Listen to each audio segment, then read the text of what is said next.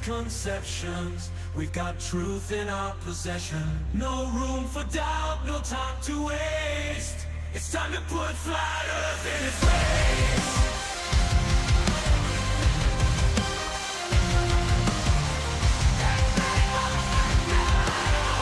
Here comes the smackdown.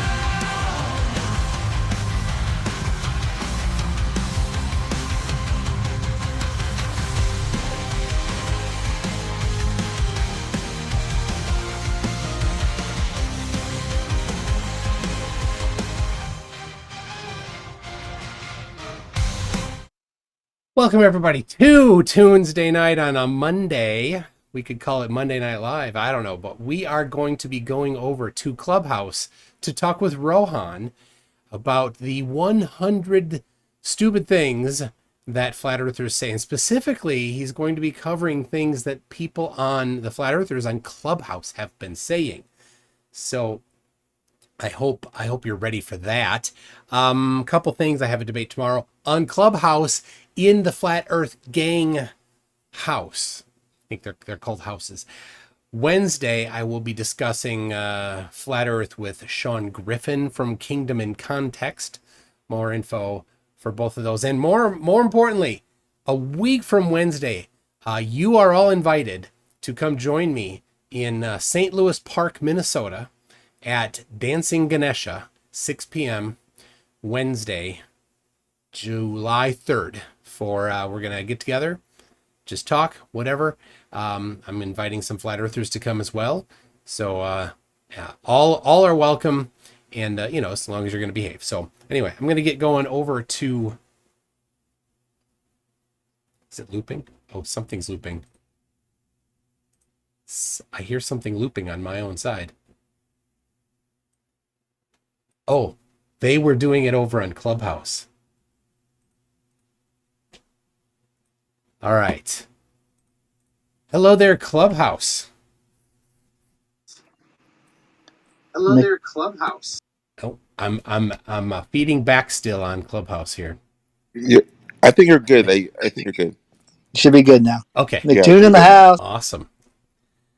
Wait, who's the flat earther here that just called me McToon? I guess I'm a flat earther now. No, it's how they kind of self-identify. What as opposed to Toon or Michael or I'm a rapper like MC Hammer. No, I'm not a rapper, but the MC is like MC Hammer. I'm also not a dancer, so I really don't have anything like MC Hammer does. Okay, but you do rap, so you're legit. You're too legit. Don't quit. Thanks. Perfect. Baggy pants, perhaps. I have baggy pants. Yep. Anyway, I'm glad to pop by. And Rohan, people are wondering who Rohan is, and we already established Rohan is not named after the country in Middle Earth. So I think some of the people from the chat, the YouTube chat, will be sad to hear that. So, do you want to do a quick introduction for the Clubhouse folks, MC Toon? That would be great. So you want me to introduce myself? Okay, I'll do that. I'm MC Toon, not really a rapper. It was a joke in college, but I kept it since college. And I'll just tell you, my middle name does not start with a C.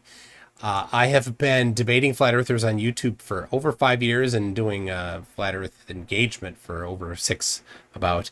And what qualifies me to debunk flat earth is that I successfully completed middle school math and science. There you go. Okay, thank you for that. I'm Rohan, myself and Dr. Copeland, who's on stage, Neg on stage, NEG. For the last 3 years or so, almost 4 years now, we've been debating like just anti-science people in general, flat earthers, people that think evolution is fake, people that think viruses aren't real, like all these things. So, welcome to Clubhouse. We've been doing it for quite a bit, and we really appreciate MC Toon being here. And yeah, so I guess we can get the room going. Right. And you sent me a little list. I had a look at the 100, and I see. Did you put a link to it or something? But it's a good list. Yeah, it's posted to the top of the room now. So at any time you can click on it, depending on what app you're using. So I don't know, like if you wanted to, if there were some of them that stood out to you, or if you want to go through and choose a couple, or like what are you thinking? Well, let's have a look at a couple. I'll grab the link, and the people in my live chat can look as well. Um,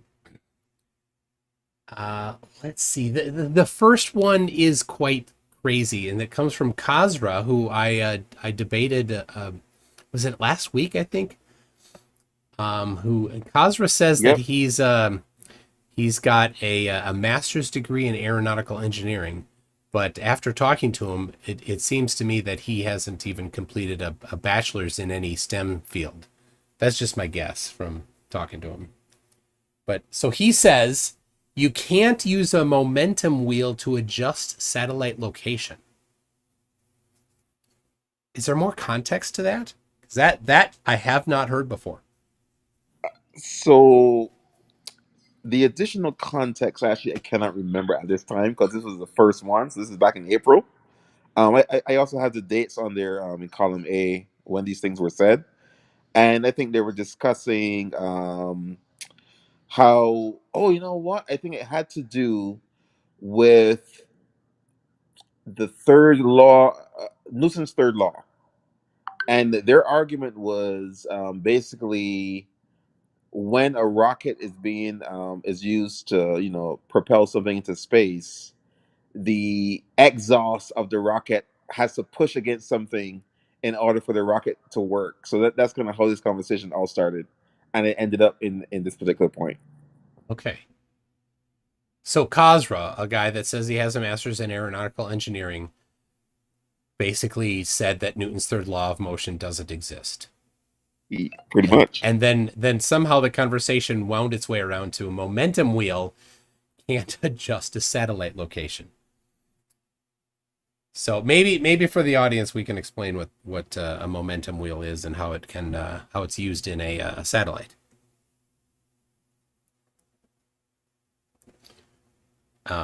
So they're usually called just gyroscopes or gyros, like that. Recently, the one of the multiple gyros in the Hubble Space Telescope have had trouble, and they've one by one been failing. But what they do is they spin, and then it keeps them stable. And then if they want to change the orientation of the satellite, the gyros are in all three axes, so they can increase or decrease the angular momentum of a gyroscope. So you speed it up or slow it down. And then that imparts some momentum change in the angular rotation of the satellite. So then you can use small adjustments in the momentum of the gyroscopes to adjust the entire satellite in its orientation. So it's just a conservation of momentum thing.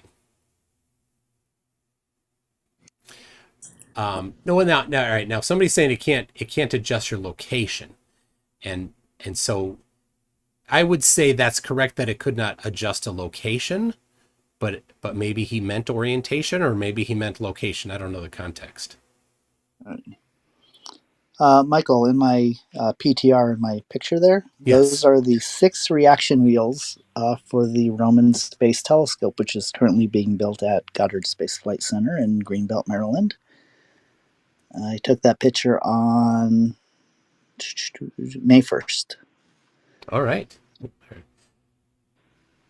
And you'll see that each one is oriented at a slightly different angle. And I believe they do that for redundancy, so no matter which ones eventually fail, they still have multiple axes. Yes. Yeah. That's a good way to do it. Yeah, because I think the Hubble was down to 2, and they're like, well, we can still get by. They are actually in single gyro mode right now. They shut the second one down to extend its life, and they're going on single gyro. That's great. They probably don't need to do a ton of orientation changes, I suppose. Hmm.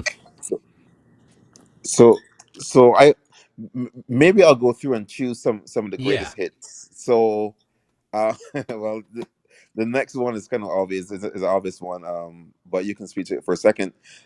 This person also made a claim that there has never been a circumnavigation of the globe, and then said there has never been a circumnavigation around the equator. I don't know if you have any thoughts on those. I included links to the right for people to see examples of those. But if you have any thoughts, MC Tune. Yeah, they say that a lot, and for the people that claim to do their own research, they never do their own research.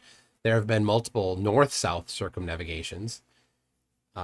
So that one, if they just did a tiny bit of investigation, they would find out that it's not the case. But then they'll change the goalpost, they'll move it, and they'll say, oh, you need to come into Antarctica on a particular longitude and then exit 180 degrees exactly opposite longitude, which is a goalpost move, and a ridiculous requirement. It wouldn't make a difference whether you come in at an angle like that or not, as long as the distance and time that they travel is a ridiculously impossible quantity. If the Earth were flat, then it still falsifies flat Earth.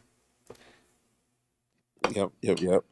All right. So somebody said that they can see a ship from 100 miles away in St. Vincent because that's where they live, Uh-huh. and those ships never go over a curve. That's Wow. that's claim number 8. And they brought a picture of it and verification of the ship, and or did they just say things? They just said it. Yeah. Okay. Well, it sounds like this guy also had a girlfriend in high school, but she went to a different school, and has a picture of her from a glamour magazine because because she's not allowed to take real pictures because of her contract. But definitely he knows her and saved her from people that were attacking her, and was her warrior and salvation. That's hilarious, bro. Dude, if you're gonna make a claim, bring something. Right? There's no shortage of pictures and video of stuff. So to just bark out something, it's just useless. All right. So here's another one from Brandon. This is claim number 11.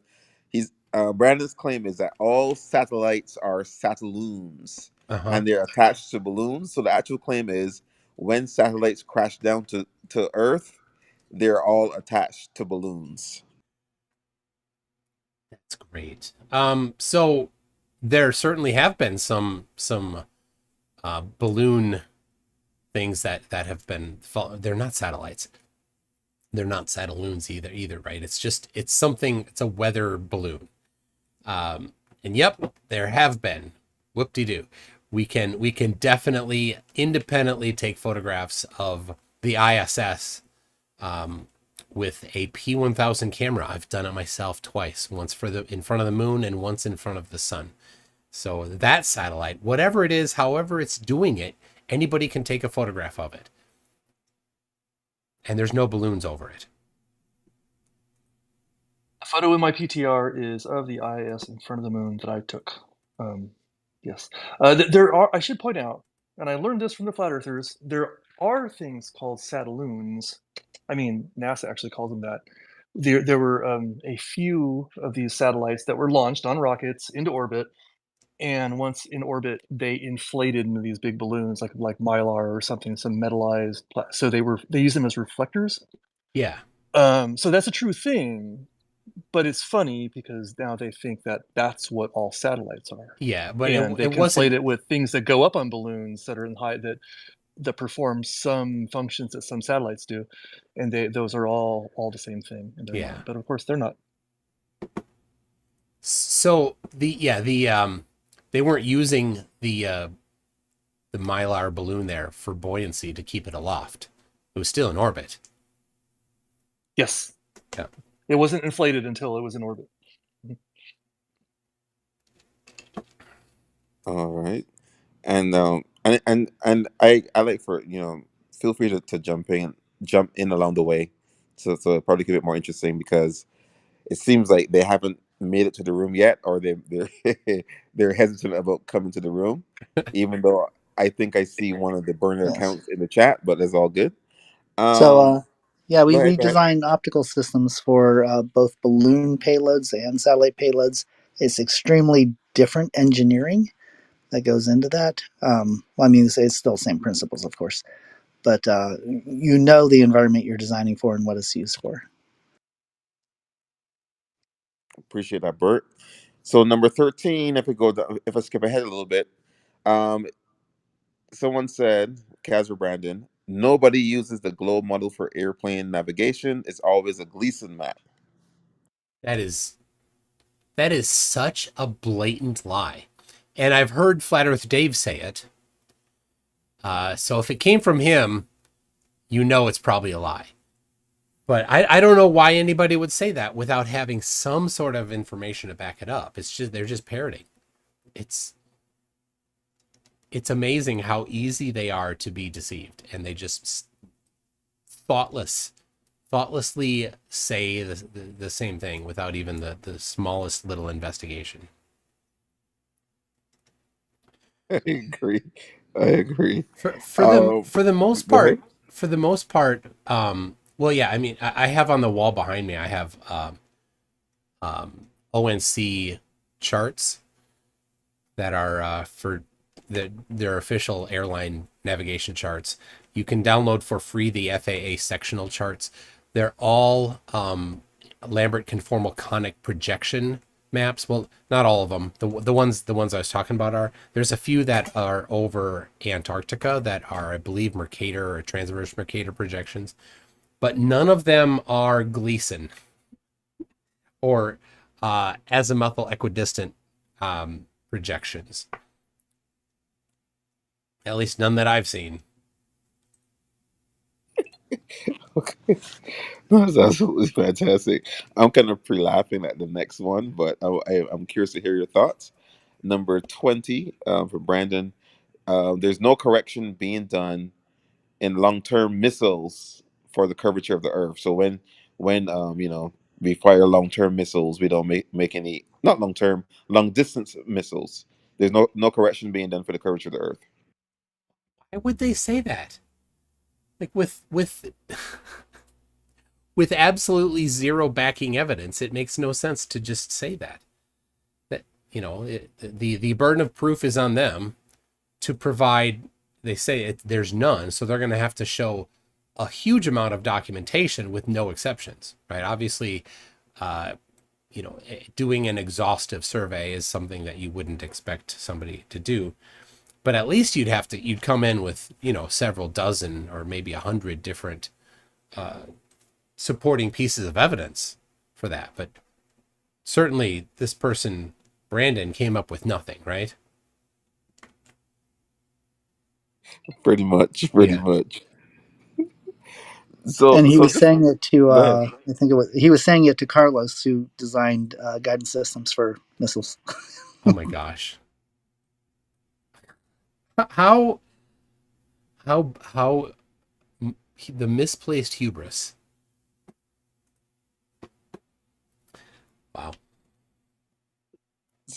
So this is one that we hear a lot, and I'm curious to hear how you respond to it, MC2, because I think you've heard it before as well. Uh-huh. This one, number 23 in the list, is air pressure needs a sealed container in order to exist. Yeah, that's an interesting claim. Um, but it's just a claim. Um, but we don't claim, this is the most important thing. We don't say that there is a vacuum anywhere, perfect vacuum. And flat earthers are like, how's it, the pressure exists next to the vacuum, the infinite vacuum of space. Well, space isn't a perfect vacuum, so you've just described the wrong thing. So space is positive pressure, and The upper atmosphere is positive pressure, and the surface of the earth is positive pressure, and it's varying, and you can see that through your own barometer on your phone. If your phone supports it, you can install a barometer app and then just look at the pressure on the ground floor of your home and then go up a flight of stairs and see that the pressure decreased. That's all we claim. There's a decrease in the pressure from the surface to high elevation. And then they like to claim along with that, they like to say that when you have a container, say you took a container into a vacuum chamber, which of course still has some pressure in it, but it's very, very low. And then if you opened that container, that the pressure inside that container would evenly distribute amongst the larger vessel of the vacuum chamber. And that's not true. It would not evenly distribute. There is still a pressure gradient. At the bottom of that larger vacuum chamber, there will be a positive pressure. And at the top of it will be a slightly smaller positive pressure. So it's the same thing. There is this differential. And that's all that we claim. So, but the question for them then that they're trying to avoid, and they will always, if they're well instructed by their teacher, their flat earth teacher, on how to avoid the difficult questions, they will know that their correct line of a diversion is to go back to the unfounded claim of pressure without a container. Appreciate that, Michael. And we had a few what I think are flat Earth our flat Earth friends come through. So I'll maybe see if we can get some of them in. And thanks for that response, because that's something that we see a lot. Before we get to them, I guess I'll give a little bit of housekeeping. Essentially, from April to June, from April until today, I've been amassing a list of flat Earth claims I've heard on Clubhouse, and right now my list is at 99. I was going to add some more that I got from MC Toon, but I said, you know what, I'm going to leave it at 99. So maybe there's a chance I can add one that happens live on this stage. Oh, But these are the claims over the over the last 3 months that were made on Clubhouse. We are at 99 false claims, and we're essentially just going through a couple of them to get some responses from experts and physicists and people that push back against some of this nonsense. So right now, really quickly before we chat with Brandon, I'm going to give you one more, one more to get your reaction. This is claim number 25, and the claim is there is no evidence that the sun is hot. my gosh. Is he serious? Yes. He's dead serious, bro. Yeah, he's dead serious. 100% serious. He's never been outside in the summer then. Right? You can't take a person like that seriously. Like, Well, I mean, it's right up there with the sun getting smaller. It gets smaller and smaller to the fades into nothingness, right, for it to be nighttime. So, I mean, it's right in the same vein of stupidity. oh my gosh, that poor guy. I feel sorry for him that he's so confused that he doesn't think the sun is hot. Like they like to go on about the second law of thermodynamics, that none of them actually know what the second law is. But when you're talking thermodynamics, then you've got something like the first law of thermodynamics, so you can't create or destroy energy. So if there's heat coming from the direction of the sun, right? And if you simply block the light to you, you stand in shade, you feel less heat from it. So you know where it's coming from. And it didn't just, the heat from it is energy. It didn't just come out of nowhere. It came from somewhere. Is there something other than the sun that's right next to the sun or between you and the sun that's creating I don't know. Why would you even, what line of reasoning brought him to want to deny that the sun is hot? I have a suspicion that he might. All right, let me see if I know this. You tell me. Did he try to claim that the sun was somehow on a magnetic track above the flat Earth, and that it is a super cooled, superconducting material to go above that track to get magnetically locked. Did he say that? I've heard it. He didn't say that in that particular time, but I've heard that same claim from that group before. Oh, that's precious. All right.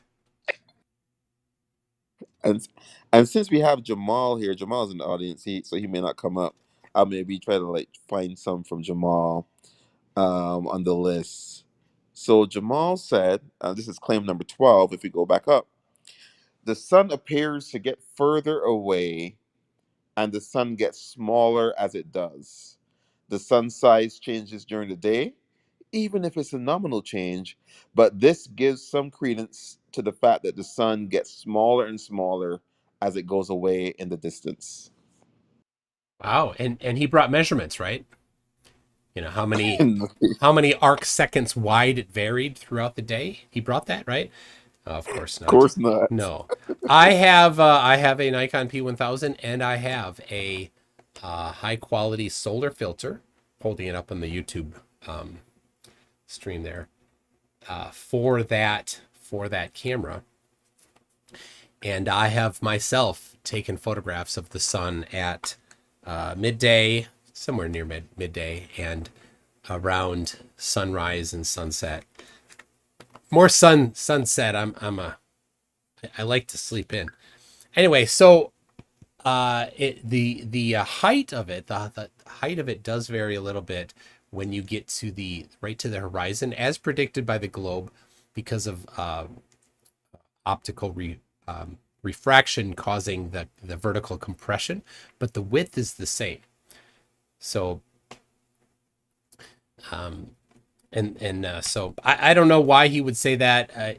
For flat Earth, it would have to vary depending on where you are by 2x or 3x or 4x throughout the day, from when it's closest to you at local solar noon to 12 hours later when it's farthest away from you. But according to flat Earth, geometry must still be above the horizon 12 hours later. You can never not see the sun on flat Earth. Nothing is ever between you and the sun unless you're underground.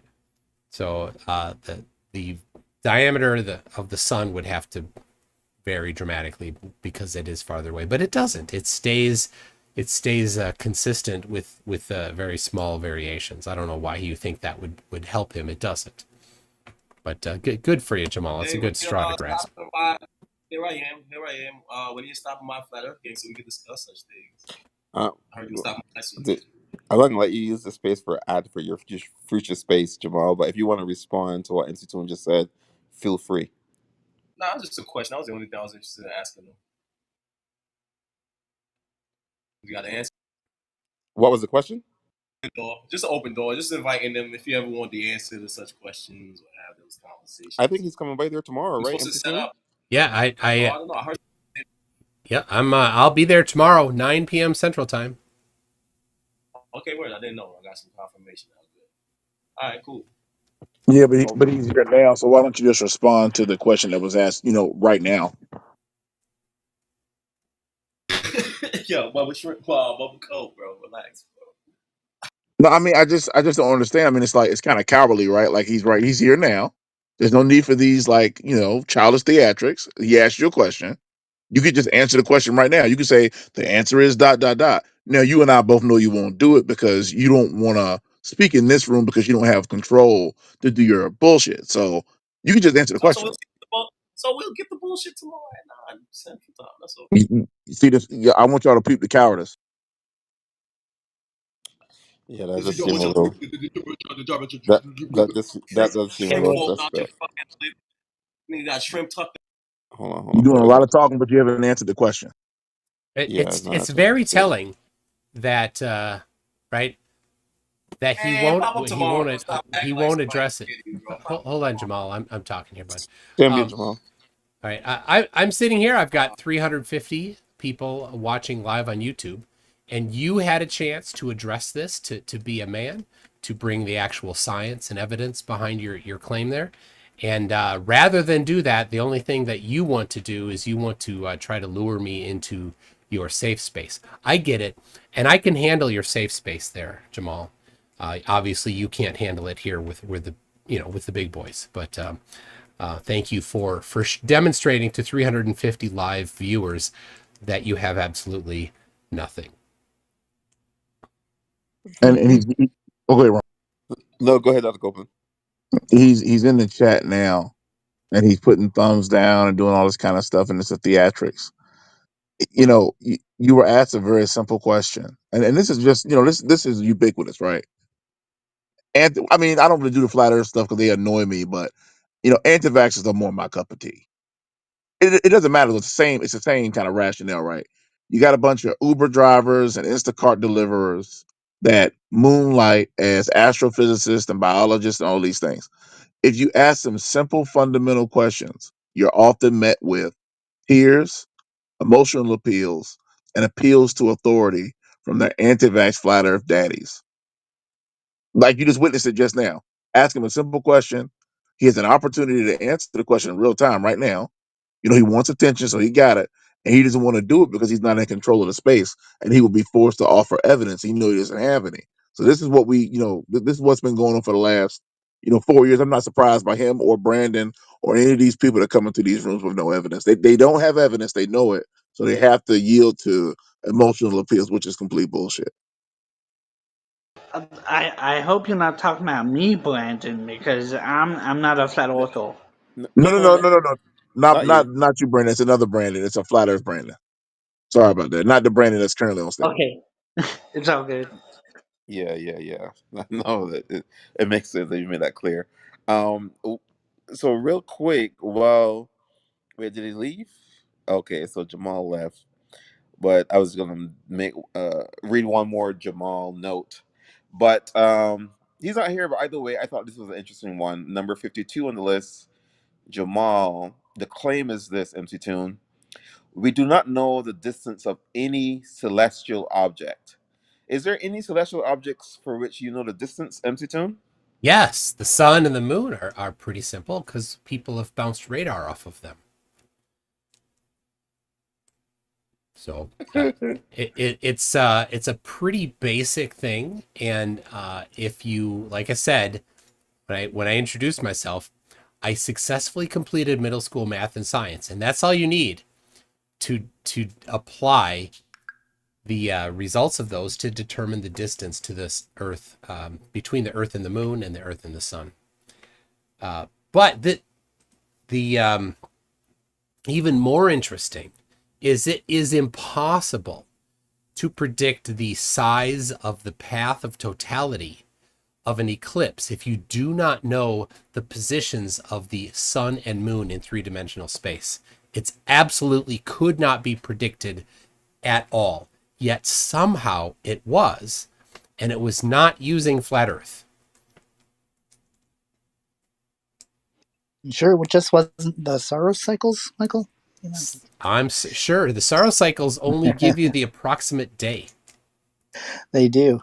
And Edward Halley, of course, was the first to use math of orbits to predict the eclipse in London. And he was like 20, 20 minutes off, 20 20 miles miles in off, 4 minutes. Yep. and 4 minutes off. And And now it's down to less than a second. yep.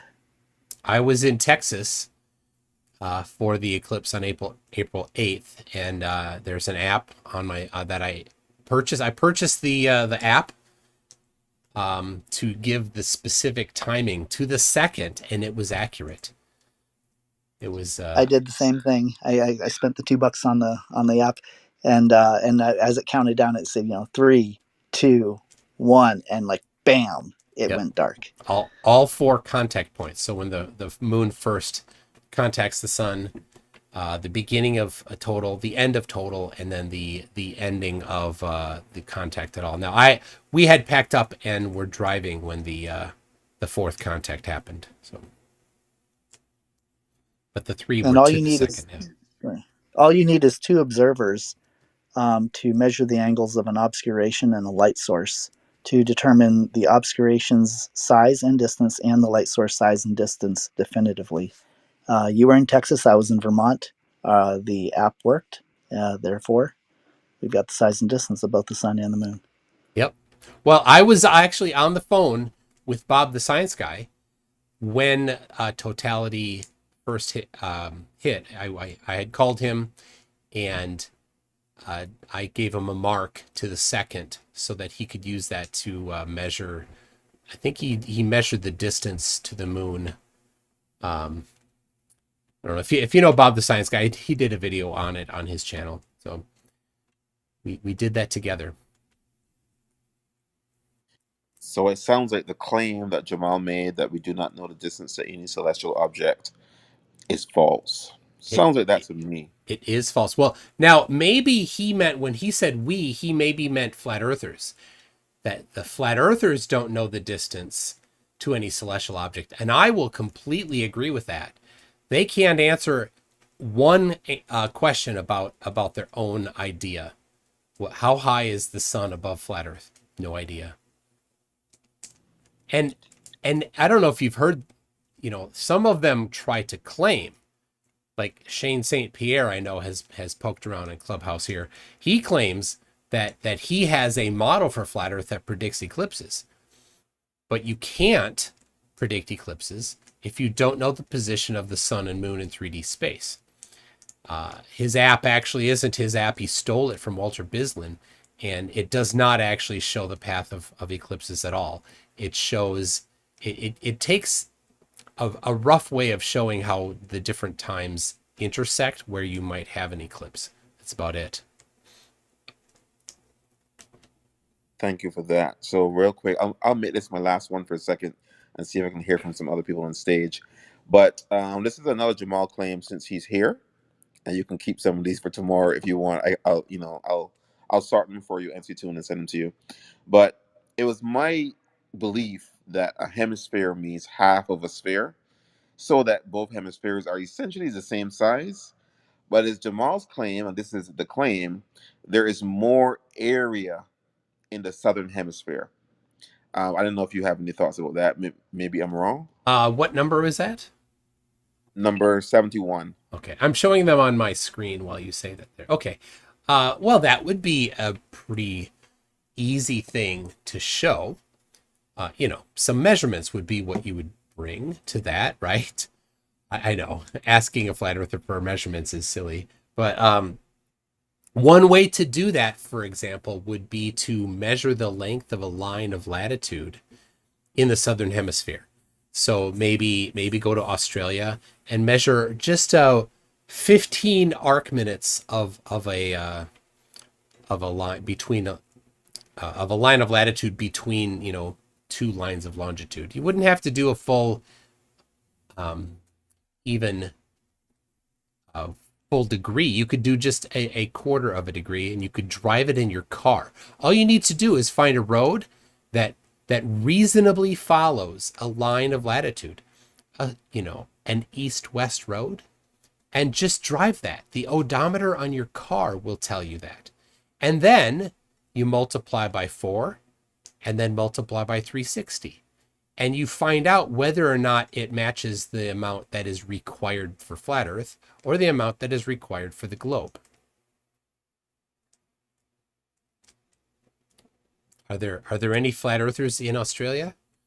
Weirdly, there are, but none have done this. I don't know why. So, like a lot of Go ahead. flat Earth things, there is some seed of truth. But of course, they completely misrepresent it. So people will say the Earth is spherical, but we know it's not. It's actually an ellipsoid. But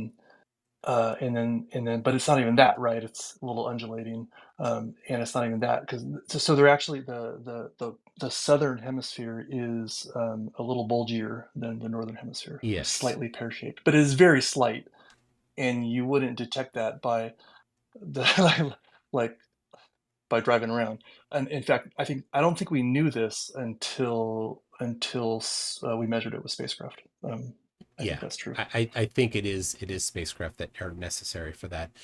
But yeah,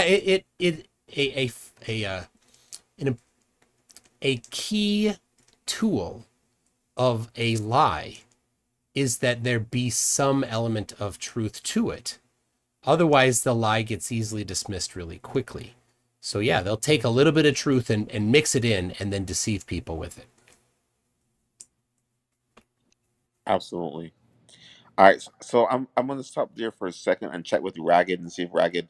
I'm not sure if Ragged's the flat earther, but I'll see if Ragged has anything, and then we'll just go through the folks on the stage and see if anybody has any points, and then we can always continue. Um, Ragged, it's on you if you have anything, and then we'll check with Araya, etc. Ragged's day job is to design and launch small satellites, so no, Ragged is not a flat earther. But I did have one point. I think we also know the distance to Mars because we're communicating with the Mars Odyssey and the Mars rover via radio waves, and we can just time the radio waves and gives us the distance. I think that's another confirmation of a celestial body. We know the distance too. Yeah, you're right. There was a survey done, I think, in the '60s, a radar survey of different planets that are, I don't think it was. I don't know how far out they went, but it was certainly the Venus and Mars. I'll grab that here in a second. But yeah, I just how many things do you need to bring up? Two is fine. Yeah, I guess in this case, the devices communicate back to us, Yes. so we can time that as well. I don't think we have anything around Venus. I may be wrong. Yeah, just radar reflections from Venus. Like, oh, here we go. I'll put it in the chat there. There you go. So there's a very cool thing about Mars and the Mars rover is every day the Mars rover takes 2 photos of the sun, and it does that to measure the amount of dust in the air. And the photo isn't super high resolution, but it's high enough resolution that you can see the sunspots on the sun. And because of where Mars is in relation to where the Earth is, and because of the rotation of the sun, the sunspots that you can see on Mars by the rover, you cannot see when they're initially forming or visible. You can't see them from the Earth for a couple days. And so you can take look at these publicly available photos of the sun from Mars, see a sunspot, and then a couple days later you can, with your own P1000, you can take a photo of the sun and see that sunspot rotate into view.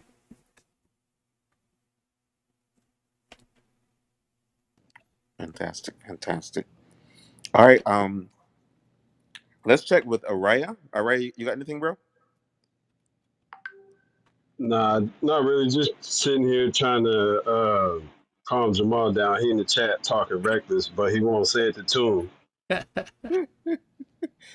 Oh my Well, gosh. maybe he'll. Right, I'll be over in his place tomorrow, and he'll have the, his people behind him so he can feel tough. Yeah, he's talking I about, do yeah, have wait I till do have a tomorrow. question. Wait Oh, till sorry. tomorrow. I'm gonna cook him. Wait till tomorrow. Like, get out of here, bro. If he could cook me, he'd cook me today, but he can't. So he's gonna have to, play games tomorrow. All right. Go ahead, Ragged, and then we'll go to Casey and Kirko and Elliot.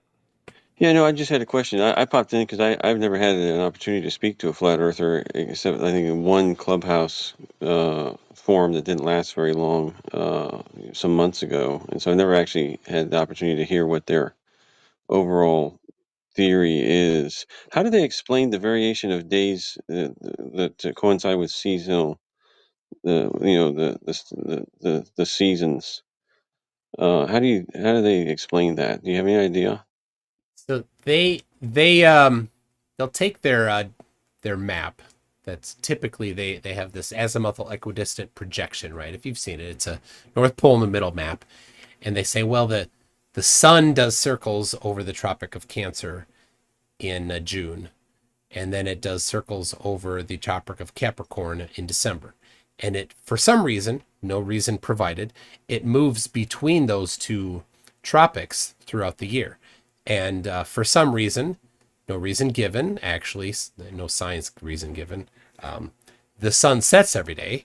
And somehow, even though it would have to travel a significantly faster rate when it's in December over the Tropic of Capricorn, You don't actually measure a difference in the velocity of the sun through the sky. And even though Right. the North Pole is closer to where the sun is on December 21st, then the places that are at the moment experiencing sunrise or sunset, the North Pole is in darkness for 6 months, and those places that are experiencing, say at 45 degrees south latitude, they see a sunset or sunrise, which according to their map is significantly farther away than the North Pole is from the sun's current location, yet they see the sun just fine. No reason is given for that, but they say that's the movement of the sun in and out in the circles for some reason. Yeah, fascinating. Okay, so I just didn't understand. If it's flat, there should be nowhere that's not seeing the sun at some point, right? I mean, Yeah, it doesn't make yeah. any sense. Middle school math and science. For support. Elliot, anything, Elliot? Elliot is not around either. Okay, all good. All good. All right, let's see if we can go down and look at some of these. Oh, this is an interesting one. Um, this is from Kazra number 74, and it says the limit human beings can see is 5 kilometers. So the sun is less than 5 kilometers away. I think. Think about Well, that. How yes. ridiculous is that? Why? All you can do is laugh and mock at somebody that might say something like that. They don't deserve they don't deserve to be taken seriously. You just mock them. That's too stupid.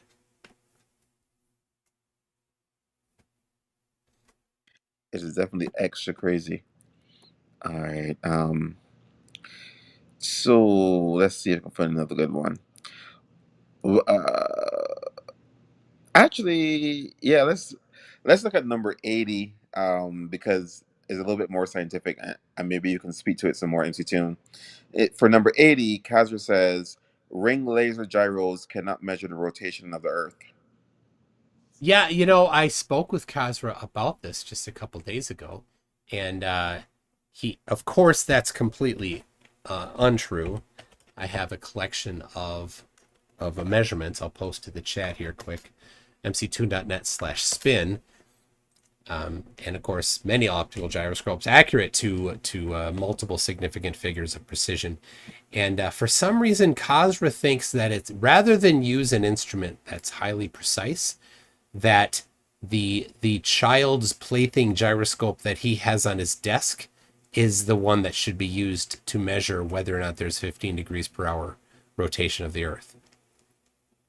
How he expects to have that kind of resolution in a low quality gyroscope like that is exactly to his point. For some reason, he thinks that a less precise instrument is better. I don't know why. It made no sense. Interesting. Here's one that you may find interesting. I'm not sure if you've heard this one yet, MC Tune, but basically it goes like this. This is number 60 on the list, and it says the moon came from west to east during the solar eclipse. Therefore, it was not the moon that caused the solar eclipse, since the moon goes from east to west through the sky. Yeah, and this is I'll give him a little leeway here. This is visualizing multiple objects moving in three-dimensional space, and it is a more complicated movement between them. But the way to understand that is that the moon's orbit around the Earth and the Earth's rotation are separate, and the moon's actual movement going east to west, west to east, is the actual prediction from the globe based on their two movements. So and people have been we mentioned earlier, Haley used the movement and position of the moon and sun in 1715 to predict the eclipse across England, and he was accurate to 20 miles in 4 minutes. And then a couple years later, when it came through again, he had used what he learned from the previous one to improve his prediction to be less than a minute.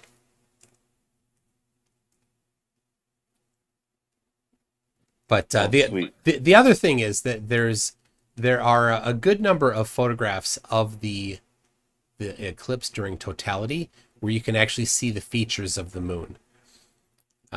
Astronomy Live on YouTube got some really nice photos during the eclipse, and one of them, through his telescope, he has a pretty nice telescope, was of the features of the moon.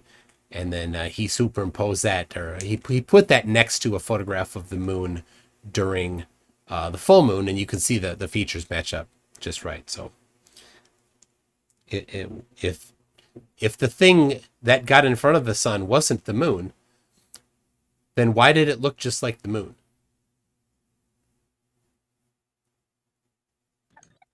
That question made me laugh. I'm sorry. There's I don't know if this is on your list, Rohan, but there's a similar statement that I've often heard made in the um, rooms. No one has ever seen the moon approach the sun for a solar eclipse. The implication being, how do you know that's actually the moon? But of course, that begs the question. Then the question is, okay, where is the moon during a solar eclipse? Well, of course, the day before it was on the right side of the sun. The day after, it's on the left side of the sun. So, do the math there. And then I pointed out several YouTube videos of photographers having nothing to do at all with, discussing the globe and such, who did exactly what he said, took multiple exposures during the eclipse, including ones that were, completely blown out of the eclipse, but you could see the moon. And then, layered them using standard HDR, high dynamic range photography methods. And, there is the moon, of course, right there in the corona. And I pointed this out, and they said, "Well, you don't know if they faked that." So I contacted one of the authors and said, "Hey, what proof do you have that this is real?" A science questioner wants to know, and he goes, "This is common practice. This is what we do, and I'm not going to ruin my reputation by faking an image." And I asked them, came back and asked, "Is that explanation good enough?" Well, you still don't know. Uh, I think this is one of your rules of Flurf: is no answer is ever good enough. It's the third law of Flurf is that they are pseudoscientists when evaluating flat Earth evidence and science deniers when evaluating globe evidence. Yeah, they'll just reject everything they don't like. They have to. You couldn't get to be a flat earther if you weren't an expert in rejecting things you don't like. Oh, can I share something real quick just on rejection of evidence? Thank you. In this conversation, you guys know I love talking about the Cavendish experiment. I've spent a lot of time, talking about the Cavendish experiment and about how it proves gravity. And if any of you have been in this conversation, you know that there is an almost infinite list of things that people would bring to refute the Cavendish experiment. A few days ago, I was actually in a room and I heard someone share this paper, and I was reading. I was like, "Damn, this is such an interesting paper." I went to go save it in my link of papers, and I saw that I actually had it before, but whenever people talk about the Cavendish, a list of the things that they talk about is like, oh, the air is moving and the air might be affecting it. Well, this one was done in a vacuum chamber, which is obviously eliminating that excuse. They say, oh, but what about the vibrations of the ground? Like the vibrations might be causing all we see and all the interference. They didn't isolate gravity. Well, this one was done using an optical table and what they call air springs. I think Bird would probably know about, or Bird or Hero, one of you guys is a optical engineer, but an optical table is essentially to specifically minimize the impact of like seismic vibrations in an experiment. So it's kind of eliminating that particular thing. Someone would say, "Oh, but then what about magnetism?" Well, in this case, it's using um, gold balls, which are not magnetic. And they're like, "Oh, what about the magnetic field of the Earth?" Well, this one is literally in a Faraday cage. And it's once you've gone through all the list of possible things that people can think of to just not accept the reality that the Cavendish experiment is something that shows that mass attracts mass. The next excuse, and I did not expect to hear this excuse, was, okay, but is there a video of it? And I'm like, after you've gone through every single possible thing you can go through, and this paper has very specifically addressed it, vacuum chamber, it's grounded, it's using a Faraday cage, it's isolating vibrations, and you're like, nah, I don't want to believe it because there's no video. I'm going to share the paper in the chat just because I personally thought it was a really great paper. I think everybody who is not a science denier should look at that paper. But yeah, it's true. Like, if people don't want to accept information, they just won't accept information. If I post this video of someone doing this experiment, the next thing is going to be, oh, but is there a video of them taking the video of them doing the experiment? And you give them that. Well, oh, is there a video of them taking the video of them taking that experiment? It's just going to be an endless list of things to not accept that this is an experiment that shows you that mass attracts mass. I'm going to put it in the chat and you guys can go and look it up. I put a link to my website mctune.net/g, where there's a collection of other papers measuring the the gravitational constant. And it's a good point about all of these different small things, because that they're wanting to have controlled great ideas for things to control in an experiment. And then flat earthers embarrass themselves by looking at an experiment or an observation or whatever that you want to call it, where there are absolutely zero controls for confounding variables, nothing at all. And they're like, oh, that, I'll take that all day. And then you bring up Cavendish, like, well, wait, what about magnetism? Did you demagnetize the non-magnetic ball? Well, yes, they did demagnetize the non-magnetic copper alloy ball. Even though it's not magnetic, everything has some propensity to have a little magnetism, so they still demagnetized it. But the idea that it has to be isolated from Earth's magnetic field because that is somehow causing two masses to laterally attract each other. Yeah. And it's hilarious. This paper is like so detailed to the point where I don't know if many of you are familiar with this term, but it literally goes to the extent of correcting for the Casimir effect. Like, that is so ridiculously extra for that paper to do. But they do it. Like, they've literally taken every possible step to eliminate every other possible force or influence that could be at play. And it is showing you that after doing that, these two masses are still feeling a force of attraction. But it is not satisfactory enough because there is no YouTube video that accompanies it. Yeah. Yes, standard science denialism. And so all you need to do, the only response that is necessary to that is to highlight their hypocrisy.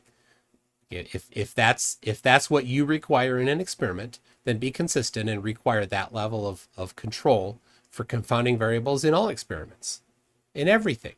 But they won't.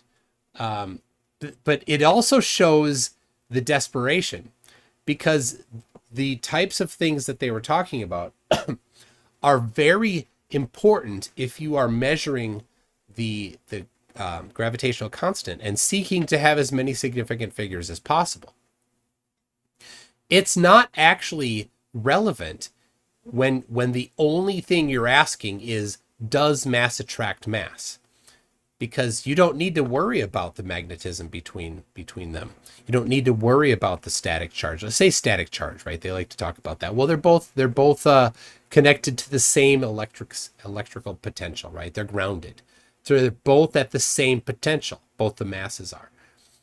And so if they are at the same potential, and if they're not truly grounded, if they're not truly at neutral, right? Say that there's somehow it's connected and there's a net negative charge. Well, since they're connected to the same ground, they're both at the same negative charge. Well, that causes repulsion, not attraction. So if that's the case, then the balls should repel when you get them near each other, not attract. Well, that doesn't happen. Oh yeah, I've made that point before, and of course it goes over everyone's head. But I think Yeah. you've had this, you've debated Jason at some other point in time, and we had this conversation, and I was telling him that, of course, like, even though I don't think that static charges are significant enough to impact anything, most Cavendish apparatuses are grounded, but because he didn't want to accept he forced himself into this position that in order to successfully ground the Cavendish apparatus, you need these huge industrial sized cables. Like, oh, the single cable they use isn't enough. And I'm like, What? bro, Wow, I really? mean, I know, yeah, I know Jason is exceedingly stupid. And so yeah, I can see how he would be confused by that. But to ground something, you don't need a very large conductor. You know, a single strand of copper would do pretty well. But yeah, because the last two links that I put in the chat, one of them I think may be behind a paywall. The nature.com one might be behind a paywall. But the one that's earlier on, arxiv.org, that one I think is free to access. So yeah, so I wanted to do just share information for people who love information. Yeah, Appreciate you, Dr. T. Brown. Go ahead, MC John. yeah, the one you posted is the measurement of gravitational coupling between millimeter sized masses, right? Yeah. Yep. And so I have that's the first one on my list. And then there's another one that if you really want to look at controlling confounding variables, there's one called the BIPM measurements of the Newtonian constant of gravitation, G, from 2014. And I'll grab the link to that. That's not behind a paywall. And they do extensive things to control the error budget. So All right, let's I'm gonna give you one more. We're coming up on an hour, so I don't want to like kind of you know make it too boring or make the room run for too long. But I'll give you another one, and then check with Nan and Jay and Crystal on stage and see if they have anything. okay. But here's one that you may like. This is from King Los. For people on YouTube, you may know who King Los is. He's actually a pretty famous rapper.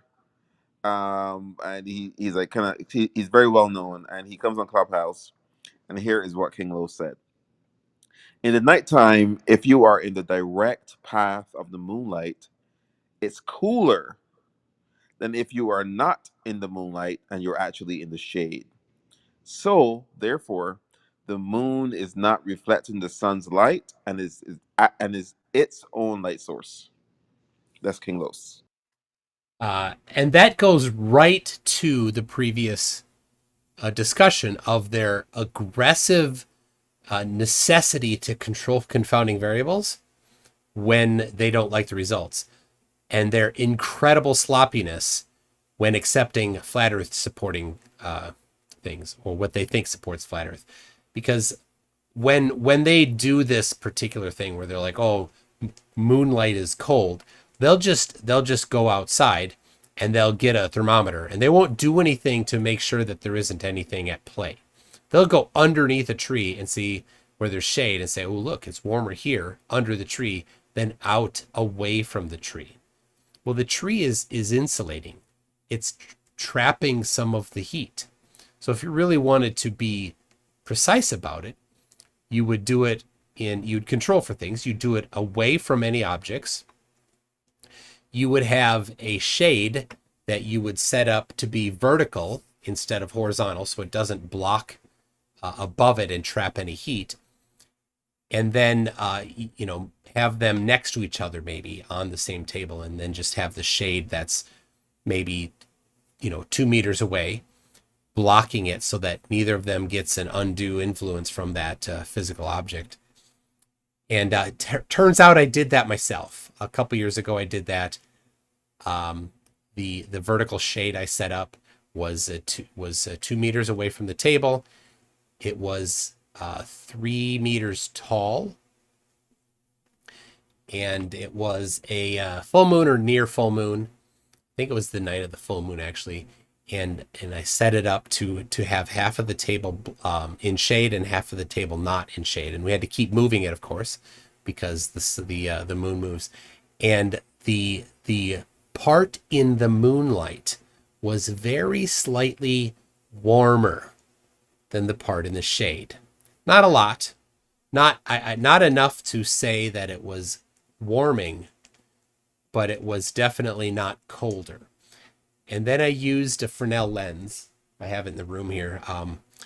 To focus moonlight on the bulb of a alcohol thermometer sitting next to another thermometer, both of them in the moonlight there, but one of them with the focused moonlight on it, and it was 1 to 2 degrees warmer when we focused the moonlight on it.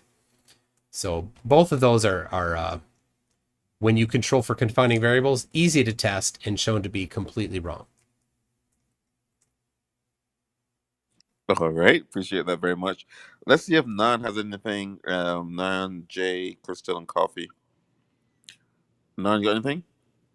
Hey, why I got that pedophile crackhead bitch on the stage, Crystal? Oh my gosh.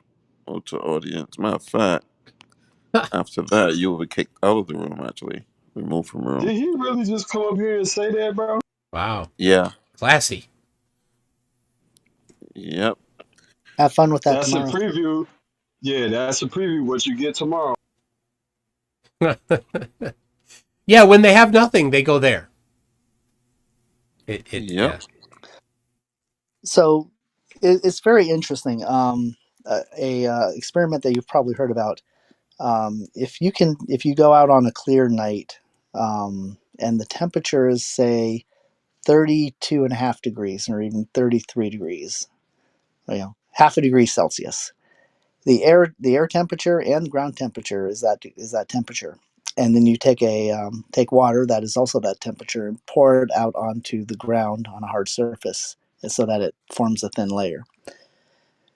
Can that water freeze? At 33 degrees? Right. On a clear night? Not that I know The of. answer is yes. Oh, That water can freeze, and the reason why is because space is cold and it acts as a radiator. The heat radiates out to the coldness of cold space, and space is cold.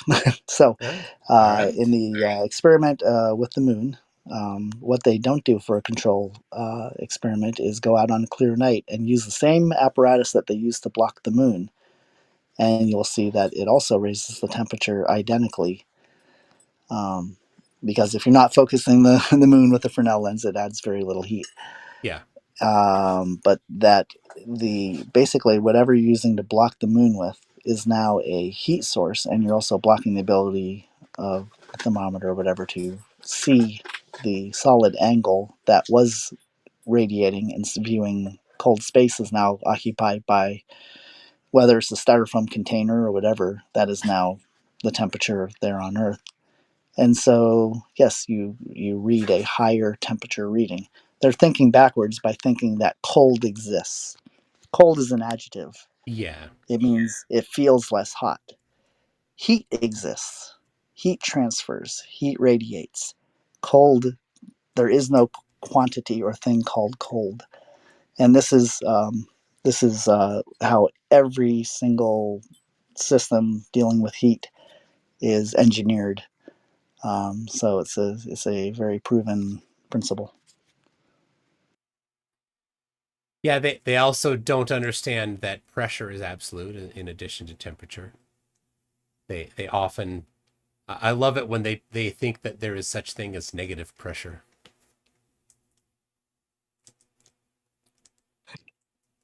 All right, let's check and see if Jay has anything. Got anything, Jay? Oh, Hey, Randy. what's going on? What's up, man? Not much. Good to see you. Oh, hear you, I should say. Um, did you guys already discuss the horizon already? I don't want to bring up something you all already have a solid answer to. You can bring it up. I'm gonna. I keep hearing this over and over ever since I came in. Um, First, I went into the flat room first and spent quite some time there, and always hear arguments of this. So I want to bring it up in a way where make sure that we have a clear understanding of it, not only for anybody in the room, but also myself, right? So I'm going to try to keep this short and sweet. So there's a lot of uh, back and forth, you say, when it comes down to the understanding of where the horizon is, right? So you have your point of view um, from where, what is it? You're 6 feet um, eye level point of view, and then you also have your distortion, atmosphere, pendulum. I done heard everything from the way how something can be perceived from one temperature to fall, distortion and atmosphere, what have you. So my question would be, is there a clear answer you can provide um, from this argument that would actually say, okay, when looking at the horizon, we know that the ground meets the earth. What is the ground meets atmosphere, right? Wait, this what is it? Sorry. Um, The sky. yeah, the sky. Okay. So when those two actually meets, this is what actually say the horizon is. No matter if from their point of view, it rises when you go up. However, you're able to see further, but that's impossible, right? Um, what's your clear answer to clearing this up to say, okay, this is it because we know this? I'm a little ambiguous on Can I exactly can what you're I put a wondering. clear? Because I know exactly what Okay. Jay is talking about. We got into a big thing. In fact, I now have an impending bet with Linnell, who bets that the horizon does rise to eye level, as you know they say. Um, and so the question is, I think Jay's question is there a definitive way of knowing whether or not the horizon rises to eye level? If that is, yeah, if that's your question, then no, yeah, it's very easy to do. Um, if you own an iPhone, you can install the Theodolite app, and then when you're on an airplane at cruising altitude, measure the dip to the horizon, and if you're at 35,000 feet, the globe prediction is somewhere between 3.5 to 3.5 degrees. And the Theodolite app on the phone is precise to 0.1 degree. So it's easy to measure that particular quantity. When you're at lower elevation, your phone won't be able to measure it because it's typically less than 0.1 degree, but you can rent a theodolite. If anybody's serious about investigating the shape of the earth, renting a theodolite is not that expensive to do. They could do that themselves. Go to somewhere near the ocean from an elevation that's reasonably high so that you can have the instrument measurement be within the precision of it. So if you're at 100 feet above or 200 feet above the surface of the water, that would be the beginning of where you'd want to be. But higher is better. And then measure the dip to the horizon with that theodolite, and you're going to find that it does not rise to eye level, and that it in fact does match the globe prediction every time. When you actually do a high quality measurement, it matches the globe prediction, and it does not match the flat earth prediction. It never does. But I've never seen a flat earther actually get a theodolite and go measure the dip. All they do is they say that it rises to eye level, and then they'll show a video or a picture where there is no measurement. The horizon is somewhere near the middle of the screen, but you don't know where eye level is because it's just a picture. Is the center of the frame eye level? Well, no, of course not. If you point the camera at your feet, the center of the frame is not eye level. You need to somehow guarantee that the camera has been leveled, and that's not super easy to do. Some cameras have that, but you would want to make sure that the precision is there. But generally, you'd want to use some instrument outside of a camera to do that, but they never do.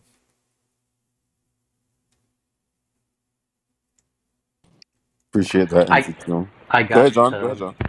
Oh, I was just going to say I got one of the flat earthers to actually take my bet a month ago, $1,000.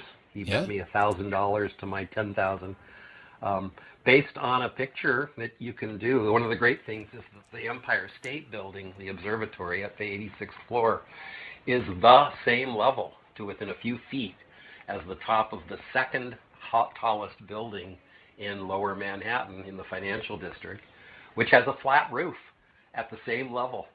And the horizon is always very noticeably 1/2 a degree below it, lining up with the tops of the Verrazano Narrow Ridge Towers, which are also 1/2 a degree below eye level. It's a beautiful demonstration. Anybody can check. And he took my bet. He's gonna, his bet is he's gonna go up there and take a picture, and it's not gonna show that, even though I showed him one of thousands of pictures on the web that already exist showing exactly that. Well, if the money's not in escrow, he'll never pay. I know. So now in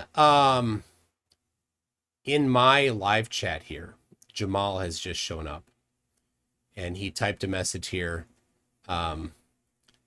He says he doesn't seem to have very good grammar and spelling, but he says I'm Criney, Criine. I don't know who that is. Is that somebody? He said he's crying. Cringy, maybe? Okay. Well, all right. It says old beige loaf, lumpy bread bodied foreman in round 12 face, Newport 1000 throated, and then the word that they love to fantasize about all the time, and then promoter. So he's gone there, and as it turns out, I don't interact with people who instantly go to the pedo accusation. So Jamal is out of the running for engaging with me tomorrow. So, yeah.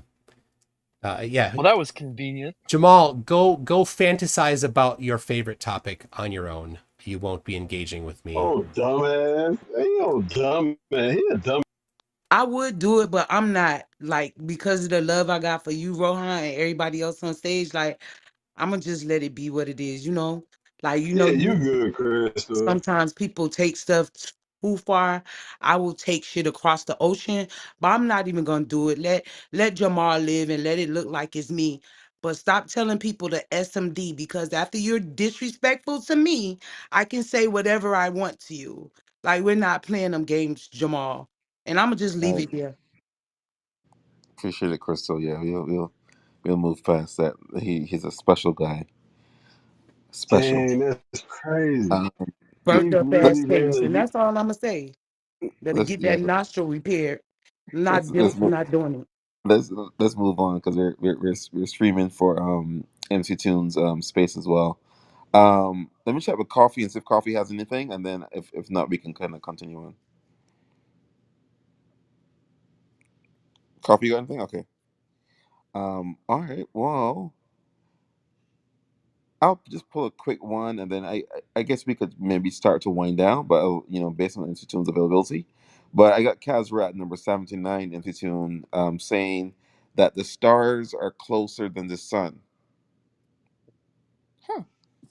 Even for flat Earth, that doesn't make sense, because the majority of the flat Earth diagrams that I've seen shows that the sun and moon are inside the dome, if they have a dome in there. And then they say that the stars are somehow embedded in the firmament dome. Now, I have seen some flat earthers claim that the sun and moon are also embedded in the firmament, in which case the sun and stars would be the same distance, not a different distance. So even in flat Earth, he's not correct. But these things are have been measured. Like I said, we've bounced radar off the sun. There's more precise ways to measure the distance to the sun that have been done. There's as I mentioned earlier, Astronomy Live is he has a YouTube channel called Astronomy Live, and his friend Red's Rhetoric together measured the distance to the sun by using the distance to Mars that they also measured.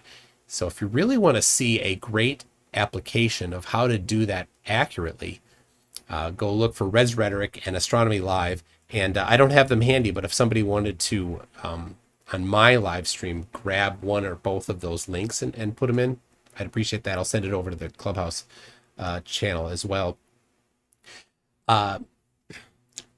So then how do you measure the distance to the stars? Well, since we know the distance between the Earth and the Moon, then we know the diameter of its orbit. Then we can use stellar parallax to determine how far away stars are from us. And that was done in 1836. Hold on. Let me get the correct year by Friedrich Bessel. He measured parallax of Cygni. Oh, darn it. All right, I've got it. Here's stellar parallax. 1839, he measured the parallax of 61 Cygni to be 0.314 arc seconds. And I'll drop that in the Clubhouse chat there. So go ahead and read that yourself. That was the first of many stellar parallax measurements. So not only is stars farther away, but they've been measured very precisely. All right, thank you for that one. And I guess we can do a few more, but it's really up to you. I got this from Tori, is number 76 on the list. And in this submission, he says that optics dictates that an airplane or ship disappears from the bottom up. So what causes that to happen is just a function of optics. Yeah, they have a lot of word salad that they like to offer for consumption around objects being obstructed bottom up. None of them actually would have anything that you could call empirical evidence or optics. They just say optics says this, but then they don't actually give a citation for how it works. They like to say Rayleigh criterion. And I just ask, okay, well, let's go through the application of Rayleigh criterion to show that the bottom of something will be blocked. They can never do that. They do also like to claim that zoom can bring an object back once it's been partially obstructed, which has never been shown. They always bring up a video of a small object, like a small boat, that's far away, and then when you zoom out, it gets too small to see, but it's not over the horizon. It's not partially obstructed by the horizon. So the actual... Tony, you're killing me. That's number 77 on the list. Yeah, well, yeah, they tie together, of course. Right, one They leads also to the other. always add like the super suspenseful music to the video as they zoom in. Oh, That that must helps. be a rule. Yeah, it helps. But so I've tested it myself with the P1000 in Florida. I zoomed out and zoomed in on some buildings that were from where I was in Pensacola Beach over to the west. They were somewhere 12 to 20 miles away. There's a line of tall buildings, hotels facing the ocean. And no amount of zoom changed how much was blocked. I did the same day, the same video with a boat. You could see the top of the boat, like the superstructure of this, some sort of a fishing boat, and the cabin, but you could not see the deck. You could not see the hull of the boat, and zooming did not change any of how much you saw. You saw the same amount zoomed in and zoomed out. Almost as if the light coming to your eyes didn't depend on the instrument that you put in front of it. Exactly. They like to, when they talk about Rayleigh criterion, they don't know this topic at all, right? It's as soon as they say Rayleigh criterion, you know that they're talking nonsense, because Rayleigh criterion, the angular resolution detail you're able to resolve is dependent not on zoom, but on the size of the aperture. And the aperture you can change in a camera, and you can take a picture. So I haven't put together a presentation on it, so I maybe will someday. But somebody went out to the ocean and took a whole series of photographs with aperture sizes varying from full open to full closed, and of course you see the same amount obstructed in every picture. So aperture, Rayleigh criterion does not affect the amount of bottom-up obstruction. What would you say to the second law of thermodynamics is why we have sunsets as number 95 on the list from Kazra? The second, Sunsets. Holy yeah. crap. Hold on a second. Hold on. That can't be serious. Why would he say that? The second law of thermodynamics. All right, so for the audience, second law of thermodynamics, the total entropy of an isolated system can only increase over time, essentially. And so the there's only one true isolated system, and that is the entirety of the universe. You could sort of approximate that using a closed system, but that doesn't have anything to do with why you would or would not be able to see a sunset. Was he using some mind altering chemicals at the time? I don't know what he was on. It has something to do with the loss of information or something around there. And as the sun is going away, you're losing information. I got lost Oh in my the gosh. explanation. Got John. It, yeah, Kazra's great if you're hungry. If bring some dressing if you don't like your salad dry. But imagine if you could actually turn Kazra's word salad into food. You could feed the entire world. Nobody would be hungry anymore.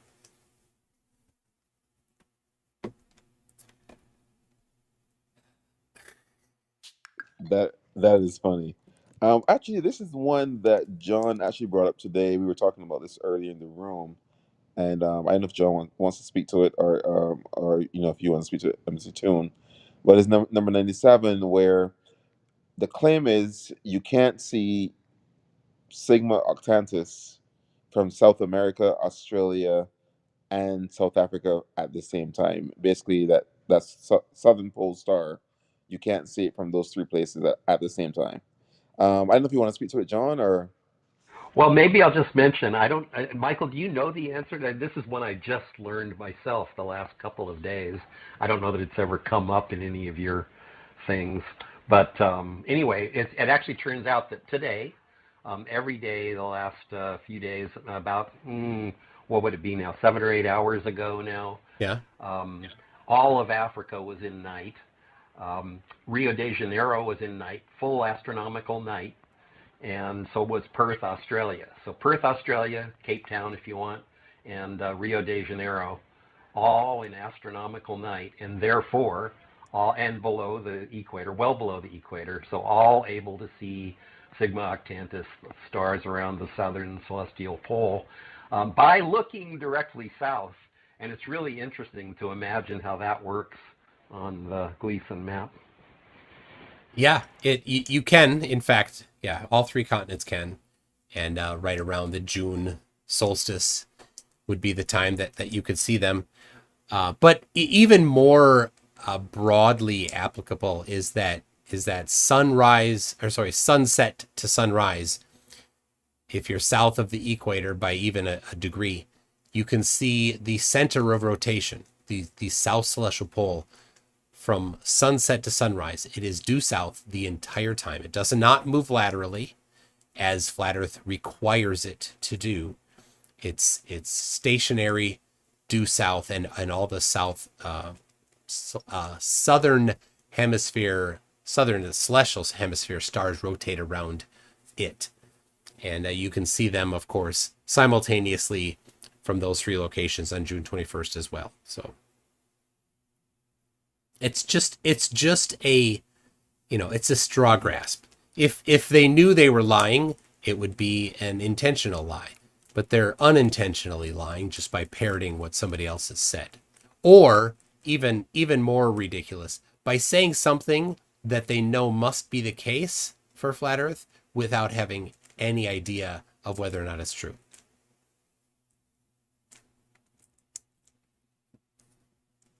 or I mean, we could maybe start to wind down MC Tune. This has been pretty interesting. John, was there any additional claim that you wanted to bring up? I know there's been so many that you've encountered in your time on Clubhouse. I'd have to dig. I don't want to. I don't want to extend things that way. I'm sorry I missed most of this. I was out doing some things. I didn't realize Michael was going to be here, but it's great to see him again, and I hope he comes back again. Well, Okay, tomorrow okay. I'm gonna be over with the Flat Earth gang minus Jamal. Is it possible to not in, to block an individual in You can Clubhouse? block Jamal, but I think the way how Clubhouse blocking is working now, I believe he will still be able to get in the room. And I honestly, and I'll tell you this right now, I just do not see them allowing you to engage with them without engaging with Jamal. I just don't see that happening. Yeah. Well, I mean, then it won't happen, because if he goes straight to that type of accusation, then there is no conversation to be had. People like that deserve nothing. Don't Which you is think, exactly why Rohan? he jumped up on stage and did that. I was going to Wait, say, don't you think, Rohan, that Lionel has kind of become the de facto leader in the last few weeks? Jamal seems to kind of be fading out. You could be right, John. You could be right. Ron, did you discuss the Venom situation? Oh, I mentioned that for a quick second, how they were telling us earlier that the COVID pandemic was caused by synthesized snake venom distributed in water bottles to the population. That's what caused COVID. Pretty fantastic. Amazing. I have one more before you go into tune number I have 67. one more too. Okay, go ahead, Before we hero. leave, but Go ahead, hero. I mean I don't want to. Well, okay. So this is the thing that came up or at least a couple weeks ago, that was kind of new to me. So I always appreciate that, like learning something. And typically they're completely wrong about it, but it is interesting, and I didn't know about it. And that's this. And this is more in the geocentric category, which is different than flat Earth, but always comes up too. And that is so. The topic was this idea. So, have you heard the term the axis of evil? Yeah, in the CMB. Yeah. So I did a little bit of a deep dive on this, and it's a very interesting topic. But I think it's fascinating because some scientists coin a funny term. I think the paper was in 2004, 2005. So what was going on around then politically. So they thought it was funny. But I guess the idea is, to what extent is what they're referring to is, I think, what do they call it, the anisotropy of the cosmic background radiation, and to what extent it's a real problem, or whether it's just sort of a thing. And like literally in science, there are things that are still open questions, right? Yeah. So I'm curious if you've been confronted with this or not. I found it a super fascinating topic just to dive into. Yeah. Well, it is great for them to bring that up, because the way that the CMB, the cosmic microwave background radiation, was measured was by first launching a satellite into orbit around the Earth, using, Newton's law of gravitational attraction, and using the radius of the Earth and the mass of the Earth in order to determine the necessary velocity for that satellite to orbit the Earth. Then, as it was orbiting the globe, it measured the background radiation and then sent that data back by radio to the Earth, where they plotted out the entire celestial sphere on in 3D, and then put out that kind of oval looking. It's a projection of the celestial sphere. So all of those things, every single step that I mentioned so far, requires the Earth to be a globe. So as soon as they bring that up, they have just completely owned the first law of Flerf, which is every single Flerf citation contradicts the Flerf position. So you can't measure the CMB without the Earth being a globe. So, okay, so now what does that mean? Does that mean the Earth is flat? Well, it can't, because you couldn't have got that data. But there are then it just shows that flat earthers do not understand in the slightest way how science works. In science, there is something you don't know. Hey, that's something we don't know. Let's go investigate it. And then you investigate it for a while, and hopefully after a while you come to have an understanding of it. But the fact that there are things that we don't understand isn't a problem at all. It is a side effect of not being omniscient, which none of us claim to be. And if somehow we knew all of those things, then there'd be no more point to do science, and we could just hang it up. But yet we still do science. So what is the axis of evil, and how is it? How did it be, and what's the explanation for it? Doesn't matter. It relies on the Earth being a globe, and it just shows that there is a front edge to science. Right on. Thanks. Appreciate that, MC Tune. The final one I wanted to ask you about was this from Nomad, where he says that watches are based on the flat Earth. The hour hand represents the sun going around the flat Earth. Yeah. Yeah, that's funny. So I guess he knows more about the history of watches than anybody else. But why wouldn't they have it be a 24-hour hand instead of a 12-hour hand? Because the timing doesn't match. But and then what does the minute hand represent? Who knows? Fantastic question. Babylonia, I think. Isn't that where 60 comes from? I don't know. Well, I've heard people say that 60 is ubiquitous in a lot of our things because of the Babylonian system, which was maybe base 60 or something. I don't know. Oh, well, yeah. When you look at some of the numbers that we use with it makes sense when you try to divide things because they have so many common divisors, or prime divisors and things like that. So 60 you can divide by 2 and 3 and 4 and 5 and 6 and 10 and 15, right? So the factors are numerous. So it makes chopping things up more intuitive than if it was based just on 100 and 1,000 and tens, when in the days where you didn't have calculators and you also didn't have a really good decimal system. So same thing with 360 degrees in a circle. It was arbitrary. Could have chose 100. Could have chose 2 pi. Oh, people did. But 360 is, again, like the number 60 is evenly divisible by a bunch of numbers, so that's why.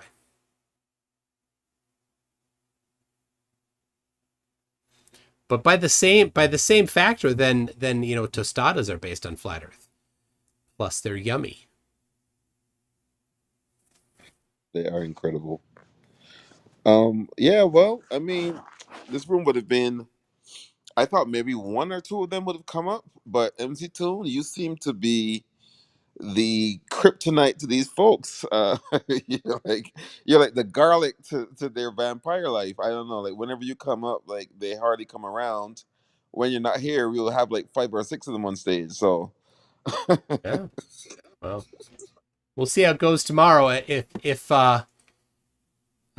we'll see if my prediction for how they will behave is correct or not. But I will have a bunch of people watching live. So if they are a bunch of horrible, disgusting people that don't allow it conversation and do not engage in good faith, hey, I win, because it just shows how horrible flat earthers are. If instead they decide to have a civil conversation and they provide evidence for their claims, surely I jest. And then the people that are watching will say, oh, hey, they have some class. We'll find out what happens tomorrow. Hey, if they don't, just come over to our room. We'll have a room open. So if they don't act right, we'll have a room open. You're welcome over here anytime. Yeah. Anybody on your side too. Come to Clubhouse. Yeah, I know Craig McNeil has been talking with Araya, and I think That's me. oh yeah. Um, did he do anything yet? He had a busy week last week, so I think a few things didn't happen. He did do one room. Okay. We Yeah. haven't done anything else. All right. The rabbit is wondering, how do we get to Clubhouse? Well, I put a link in the live chat, pinned there, the rabbit, and it's also in the description for people watching later. So it's a link to this room, which will not be an active link after the case. Is there a link? So this is in the house, right? So in the Clubhouse you have houses, right, or rooms? What is Yeah. it? Right. You have houses and rooms, I think. Yes. So you're currently in the Bring the Facts house. There it is. But I Okay. think, yeah, you can do other types of rooms on Clubhouse now, like friends of friends rooms and so on. But yeah, like you're definitely, like Arai was saying, you're definitely welcome to do a room on this side anytime. If those folks fall out, you can just text me. We can open a room here tomorrow, or in Ten's room, or anywhere. So Okay. you got options. All right. Well, I tell you what, I'll drop by the Clubhouse. I got some stuff to do over here on with the live chat in YouTube. So Okay. thanks a lot for hosting, and we'll see how it goes tomorrow. All right, for sure, Appreciate man. you, NC Thanks for Tune. coming through. All right. Thanks a lot. All right. Cheers. All right. So All right. Well, that was interesting. So what happened is I had been asked by Araya if I wanted to do that with Rohan, who had been assembling this list. I'm like, yeah, let's do it. So glad we could do something. And Craig is out this week, so I told Craig, I said, hey, I'll do what I can, but I cannot fill your giant shoe. Just one, because his other leg is basically just a shriveled up nothing of I'm kidding. So man, poor Craig. He's got that leg that's just bugging him, and and he was working out hard, and then he hurt himself working out. Anyway, he's on vacation. I hope he has a great vacation this week. Comes back ready to kick some Flurf butt next week. So, I did. I'll read these super chats, but I want to show you this. There it is. Hold on. I asked a few people to help put this together, and let's see. I got it. Yep, there it is. So I gotta get this. You're gonna want to see it. I needed a little bit of translation help, and I got some. So I'm getting it. I didn't have this prepped. So all right, there's this. There's that. And sometimes I just get a little too, takes a little bit of time. I'm doing it. Here comes. Okay. Google Chrome.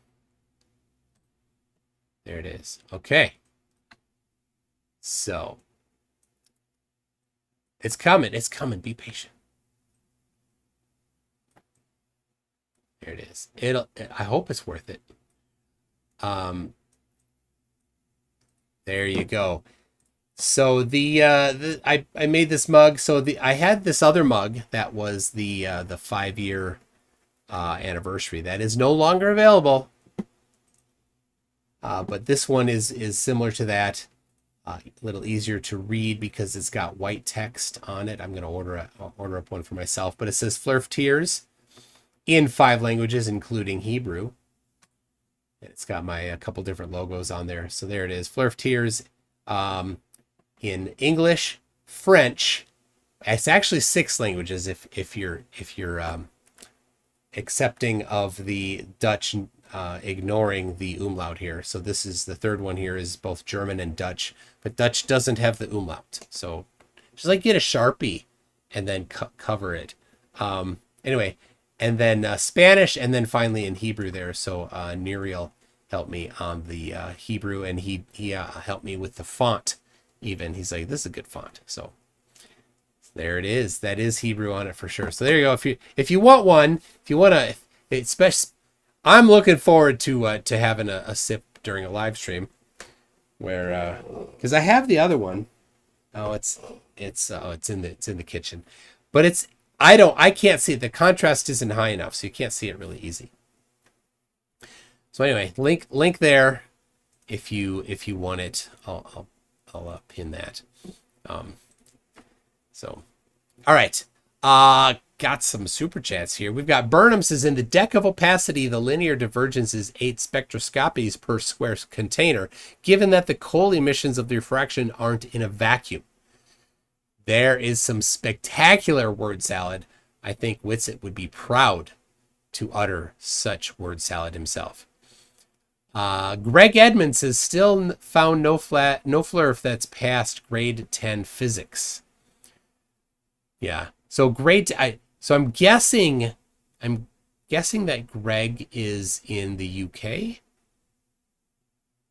I'm just guessing. So in America, typically you take physics, the standard physics is in high school, your final year, so 12th grade.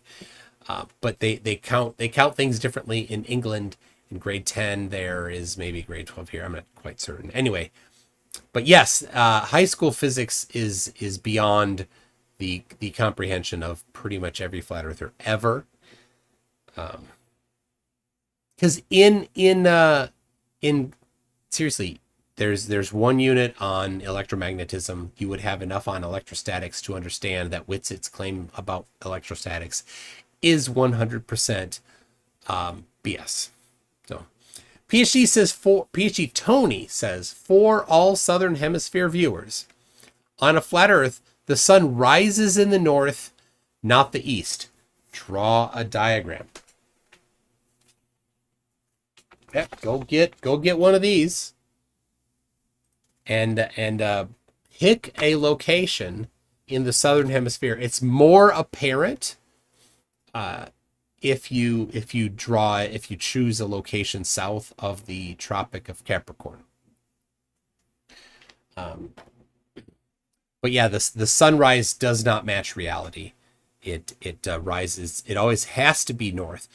So it could never rise from the south. Never. It couldn't. And what do they have to explain it? Denial is one. Tony Nayum, who lives in Sydney, boldly declared that it will not happen. And then on the December solstice, he neglected to measure the angle to the sun, to the sunrise. Why is that? Why? We know why. It would destroy his position.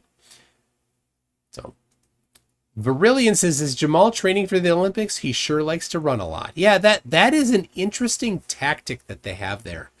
Jamal's not the only one, but they'll go into some other room where people are talking about flat Earth. Be like, oh, I can't talk about it here, but you can come over to our room to talk about it. Right? It's they cannot, in good faith, engage in a conversation about the shape of the Earth. They can't. It is impossible for a flat earther to engage in good faith about the shape of the Earth.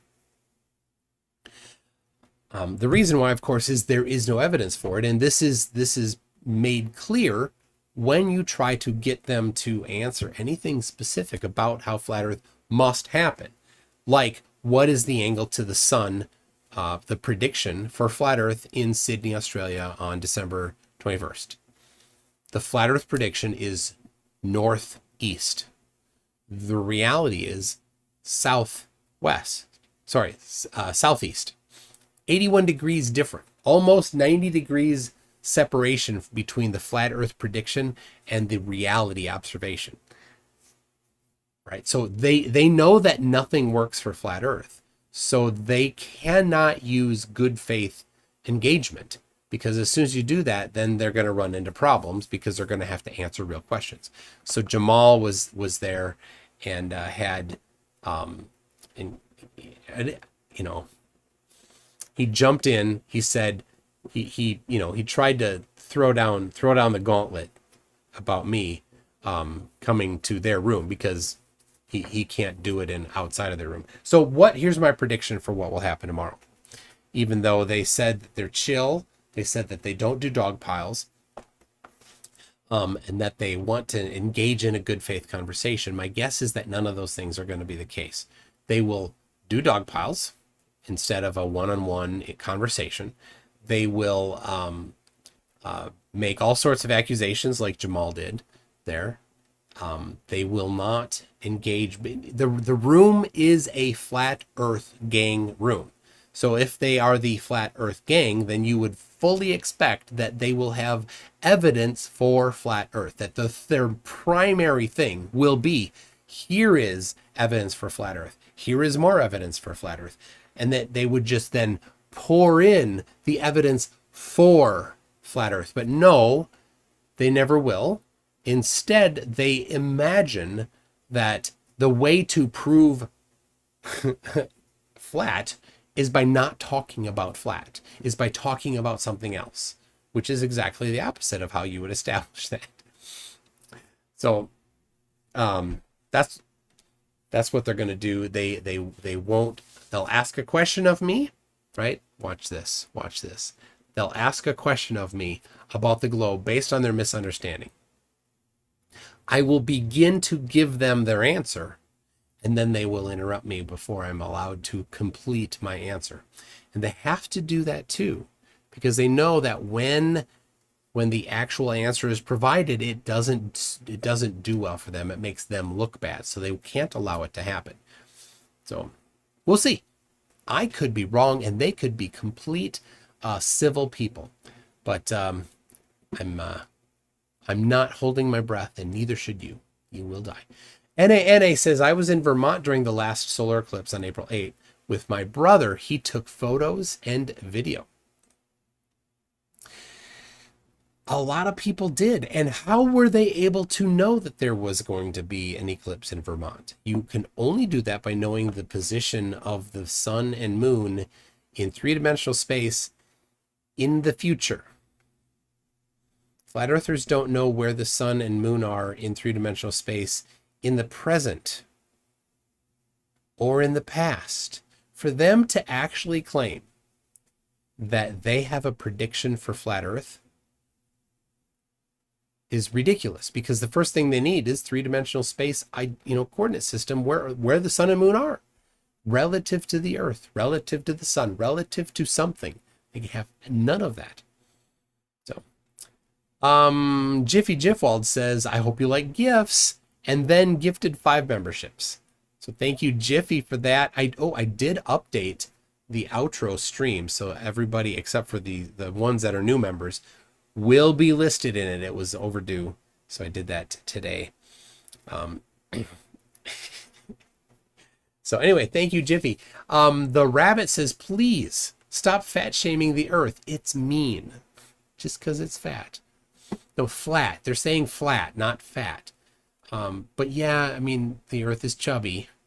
It's spherical. Little bit more on the bottom. You know how it is. The bottom. There's no bottom, by the way. In reality, it's convention that south is down. Doesn't have to be. Caucasian Sensation says, shout outs to Stu Pedasso and Wilma Fingerdew. There you go. Baconhead Eating for Fun says, can we send flat earthers to Mars?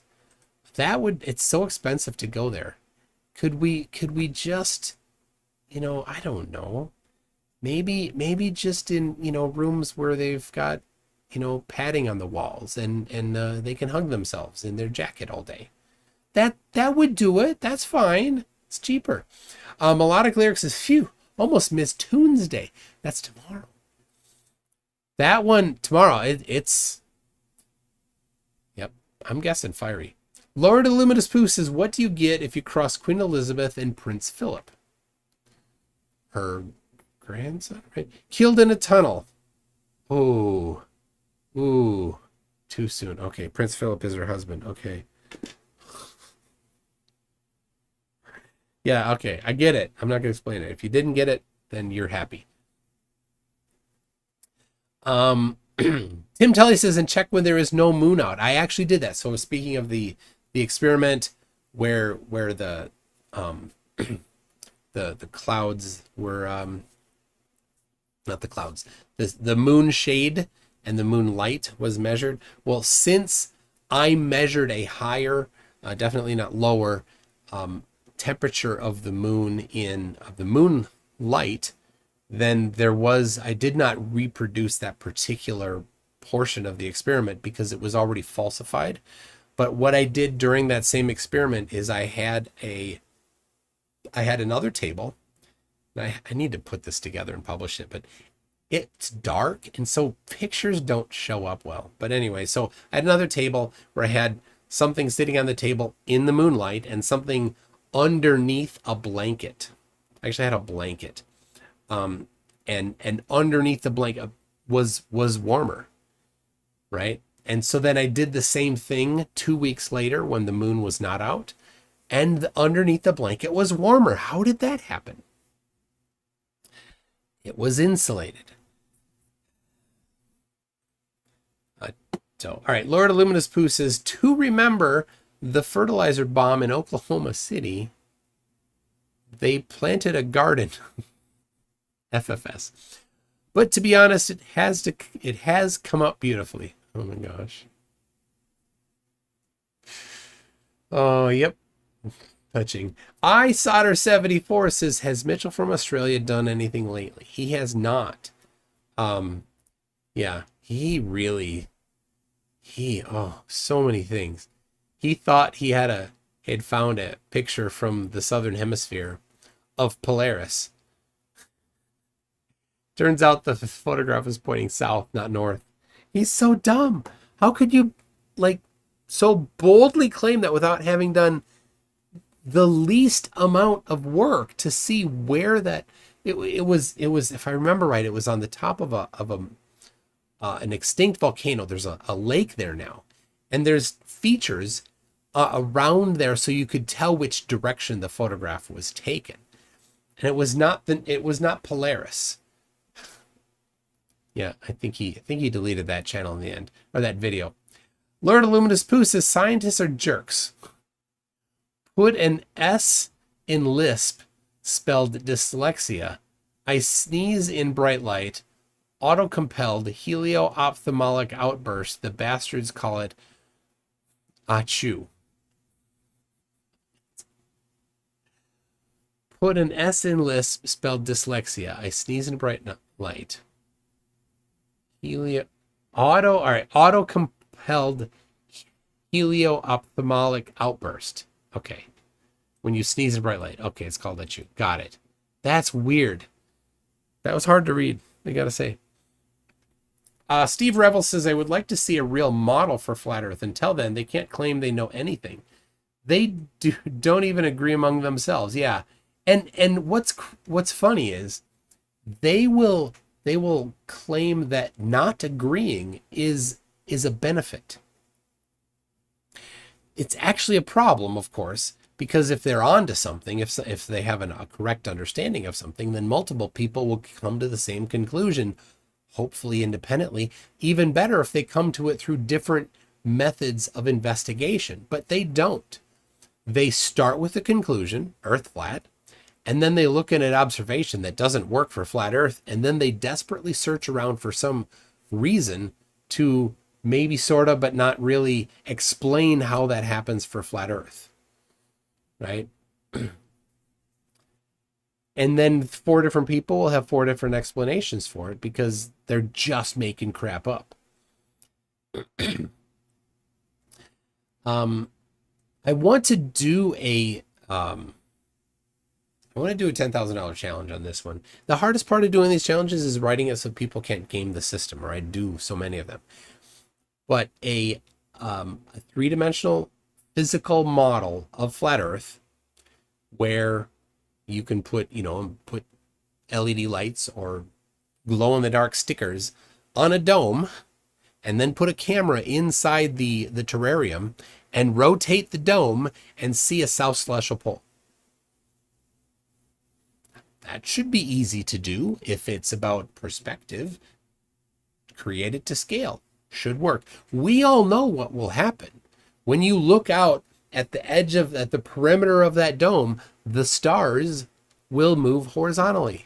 It's not a challenging concept. There's no amount of saying it's perspective, bro. We'll solve that problem.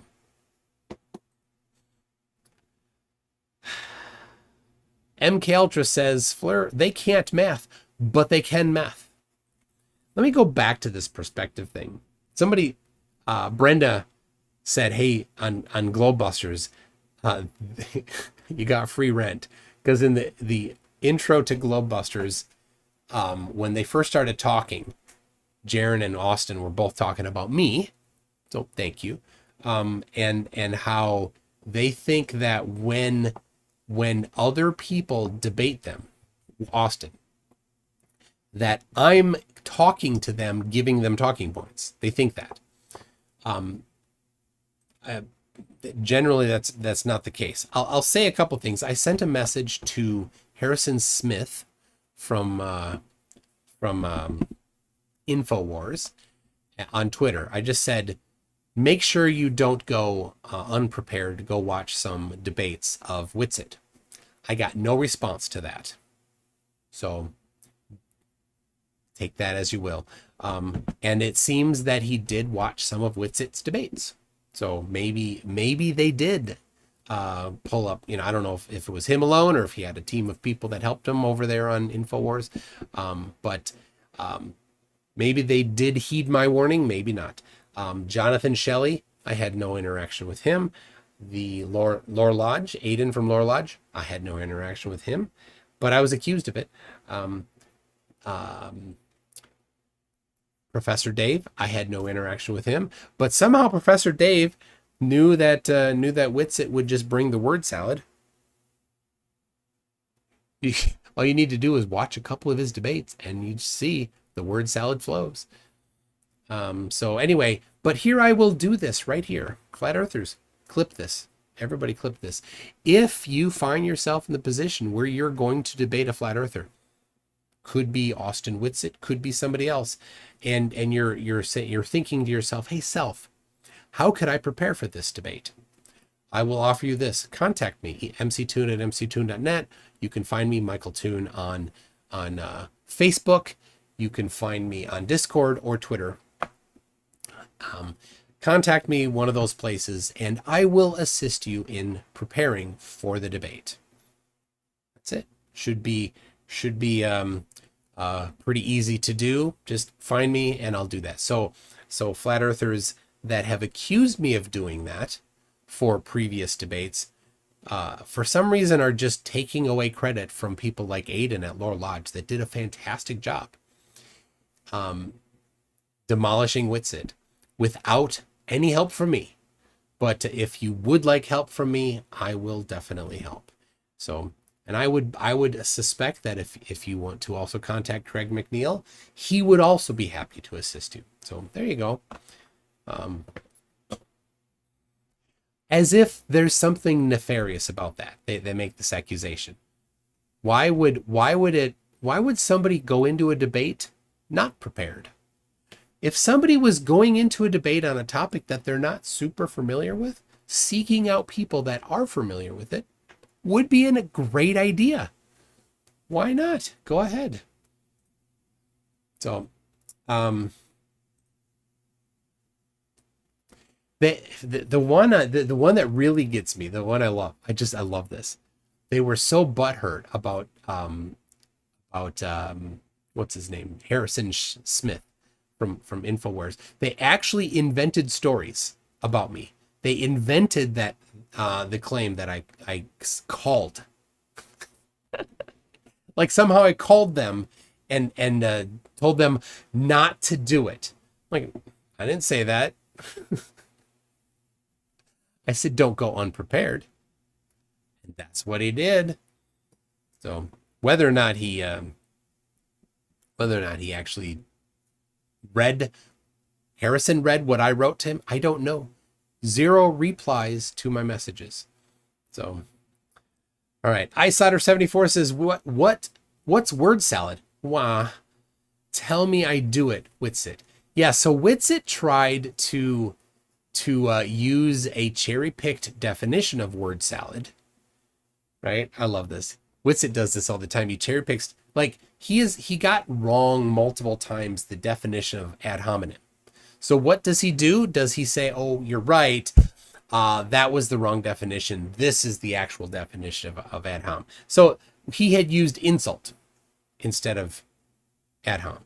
So what did he do? He hunted until he could find a third-party source that defined ad hom similar to insult, right? Well, an ad hom is not it's insulty, but it is not a fallacy by insulting somebody. It's a fallacy by saying this other thing about this person, often an insult, but it doesn't have to be an insult, is a claim. Therefore, they're wrong about the topic we're discussing, right? An extreme one is this person has a bad haircut, therefore they're wrong about topic A, right? That's an ad hom. That's what it actually is. It's kind of a diversion versus just saying, oh, your haircut is bad. That's an insult. Anyway, so he cherry picked that definition, but he did the same thing for word salad because everybody's accusing him of word salad, and it really hurts him in the feels when he gets that accusation.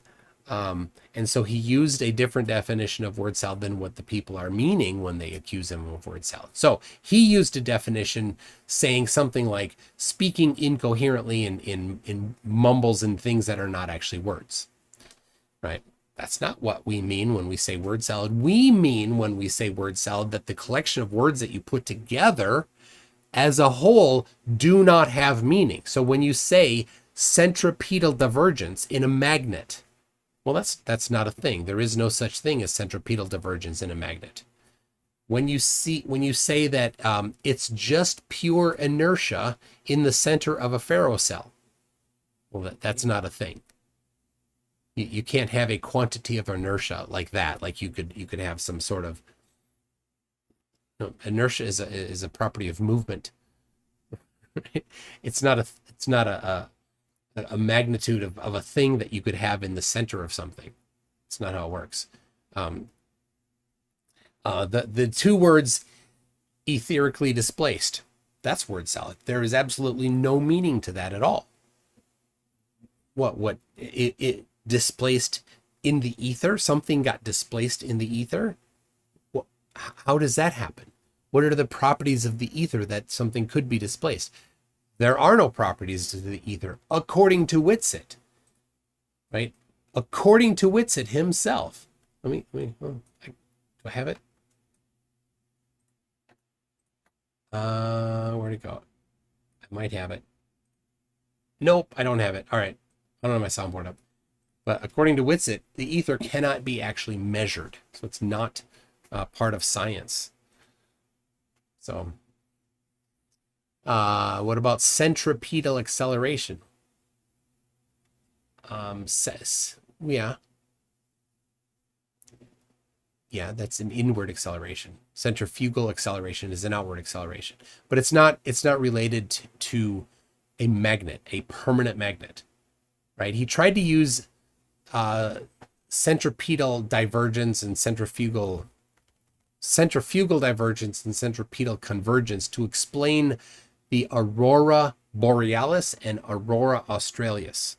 Seriously, he tried to do that. He tried to use those words to explain how the aurora australis works. It's just words that he heard from Ken Wheeler and not understanding the topic at all because he's never studied physics. in enough to understand that Ken Wheeler's just talking nonsense. He just hears it and he can't differentiate. This is how he falls into it. He can't differentiate between Ken Wheeler's nonsense and actual physics, right? Like we said earlier, lies have a seed of truth in them. Good lies do. They have a seed of truth in them. So Ken Wheeler mixes real physics with the nonsense physics, and Witsit doesn't know the difference. People that are uninitiated in these topics don't know the difference. They just hear somebody talking with confidence, and they hear a couple things that they're like, oh, that makes sense. That makes sense. That makes sense. And that's it. And then they believe it. All right. I was working at a company a few years ago, and one of the things the company had tried to do was to bring in like project managers that were not really well versed in the topic, right? So I'm working in computers, we're talking about networking, and so this project manager comes in, and she's like the new project manager. It's a couple weeks in. She was promoted from somewhere else in the company, and she's all excited, and she's just sitting in the meeting, and there's a bunch of tech people, we're talking about stuff, and she's like, I don't know. And then somebody said T1 line. She's like, T1 line. T1 line. You knew what a T1 line was. Like her notes against here. No, it was just like T1 line. That was so good. We're like, oh, I don't think it's gonna last for her. It didn't. She I'm sure she went on to do something fantastic within the company, but I wasn't project managing technical projects. Dr. Nimrod says, should I put my head in a microwave oven to gather all of the knowledge of the universe or not? I'm confused. Let's say no. Let's say don't do that. I don't recommend it. Lord Illuminous Pooh says, if they show their butts, we win. If they learn, we win. If they prove flat, right, we win because we are the truthers, not them. Absolutely. I'm not scared of the truth. If you think the earth is flat, bring the evidence. You got measurements. You have a empirical based reason why the sun would set. Can you tell me what time the sun will set for any time in the future based on the geometry of flat earth? Can you do anything at all with flat earth? You cannot make a single prediction with flat earth. And if you can't make a prediction, then you don't have a model, actually. Models make predictions.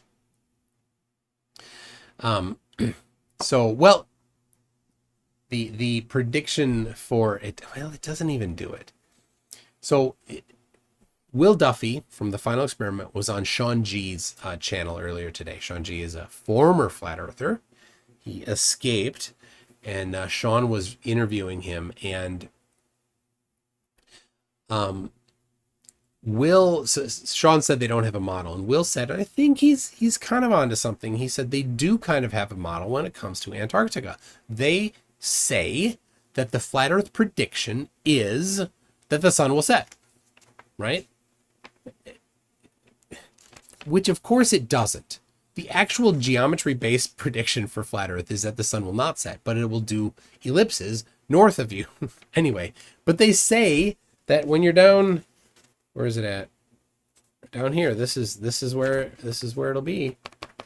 When you're down there, they say the sun will set. Okay, well there's a prediction. The prediction's not actually based on their model. It's just a prediction with no reason. So okay, it's sort of a guess. Maybe give them a little bit of leeway and call it a model. Whatever. Shimoku says, thoughts about Witsit.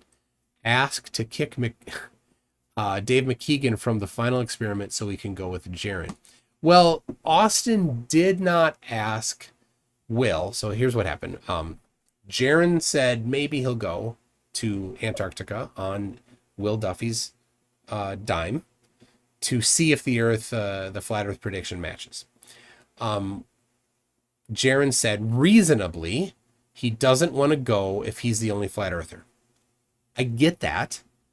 The answer to me would be a dozen flat earthers should have already been crowdfunding. The day it was announced, they should have said, hey, we are truth seekers. Let's a bunch of us get down there. But no, that's not happened. Who called Flat Earth Millionaire and said, hey, Tanner Stewart, you're the millionaire. How many seats are you going to pay for to go and find the truth?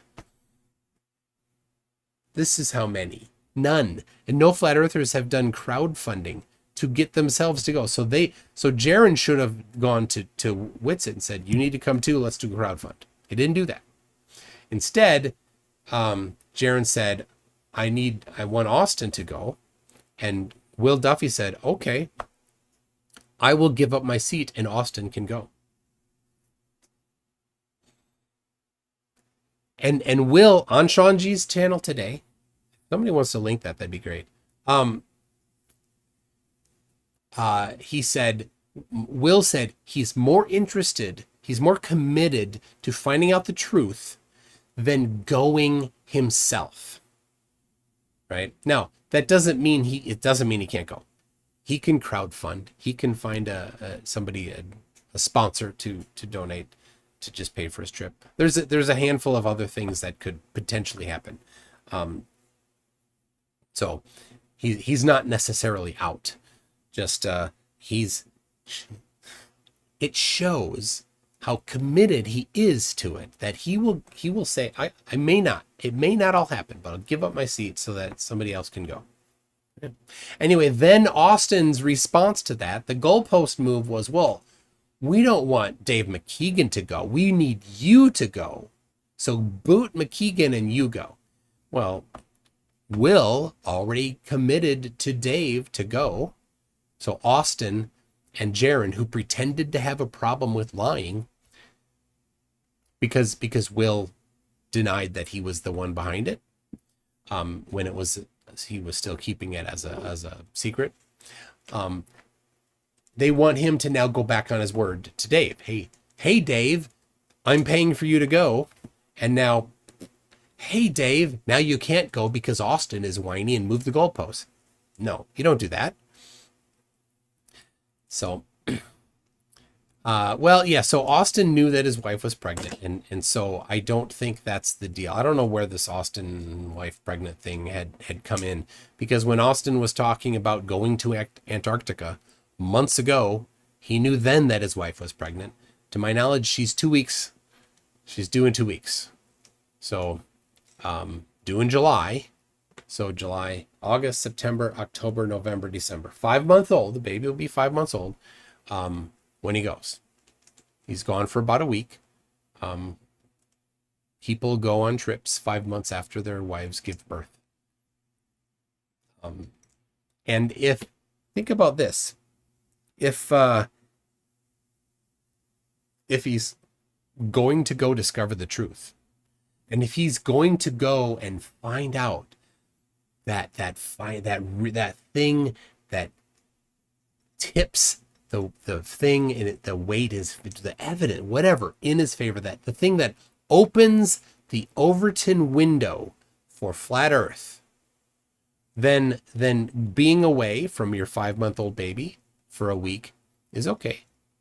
It's okay. No shame in that. He will then be, if that's the case, he would then be one of the two people that did it. It would be him and Jaron. And they would be the leaders into the new enlightenment. Right? And certainly the number of nannies that could then be purchased after that amount of fame and notoriety that he will get would be, certainly outweighed by the week of time that his wife would be with the 5-month-old baby. So anyway, I hope they're hope for the best. They're coming up to the new baby, and it is scary having had all of those 33 babies. Myself, I know how that is, and they already have one. This is the second one, so hope it goes well. Okay, your mod Martin posted the link to the Austin video for you, so there it is. Okay. Every flat earth debate. Oh yeah, I see that. Okay, I'll play that in a little bit here. So, all right, let me. I'll cue it up even, so I don't have to. There it is. Every flat earth. All right. So, somebody's in the garage. What are you doing in the garage? Okay. All right. Earthrise says, "Wow, it's been just over 3 years." Yes. Earthrise has been a member for 37 months. Thank you very much, Earthrise. Earthrise, I know, was one of the early ones in the very early videos I did with the map here. Sometimes I go back to those first videos and see who's commenting then, who's still around now. So, Douglas Messick says, "I want one in Klingon." Ooh, a mug in Klingon that says "Flurf Tears." That's a good one. The hard part is, of course, not a lot of languages have the word "flurf" in it. And when I was working with Neriel on the translation to Hebrew, he I'm not going to repeat it now, but when he wrote out the English transliteration of the Hebrew word for flurf, it was funny. It was very funny. So maybe some other Hebrew speakers could I don't know. It didn't make sense to me why it was that word, because it wasn't pronounced flurf. But so there's just some other word for it.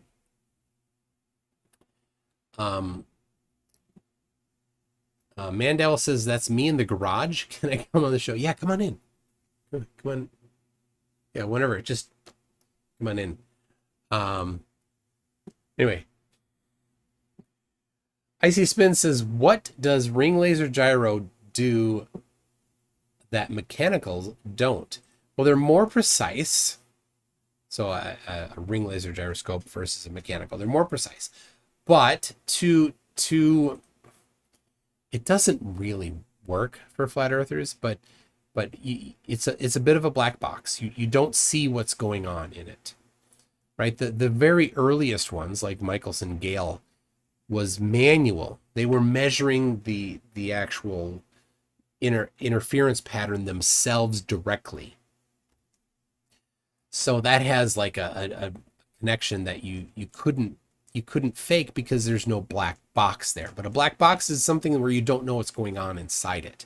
So in electronics, in software, if you don't have open source, in a something that's counting things that you don't see, it's a black box. You don't know, but that's easy to verify.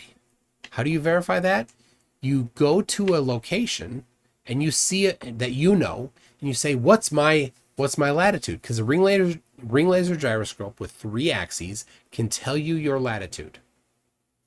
So you go to 45 degrees north and you ask it, what's my latitude? And it says 45 degrees north. You're like, okay, well, it knew that. It got that right. Let's go south. Let's go to 30 degrees north latitude. What does it say there? It says 30 degrees north latitude. Okay, so you do it a couple times. If you're really, really skeptical about whether or not it's working, that's what you do. And then people would say, oh, but what if it knows where you're at because of GPS or cell phone towers? Well, could you figure out a way to deal with those? Yeah, go to a place where there's no cell phone. Okay, put it inside of a Faraday cage so that it can't read any GPS signals. And does it still work? Well, Bob Nodell tried that, and it still registered a 15 degree per hour drift. So there's some ways to do that, that you could get around any pre-programming. So All right. It's a Rubik's says 17 months already. There you go. I got my cube right here. And then Liquid Flames says, thanks for continuing to fight mis/disinformation. Thank you for that, Liquid Flames. You know, the internet, you know, lots of things were enabled by the internet that are good. And lots of things were enabled by the internet that are bad. And one of the things that was enabled by the internet is misinformation, the sharing of misinformation. And, you know, people's inability to understand and to comprehend topics allows them to get fooled by the people that are intentionally or unintentionally spreading misinformation. How do you combat that? Well, you do it head on. How do you prevent it from happening in the first place? Well, that would require curtailing free speech. And I'm not for that.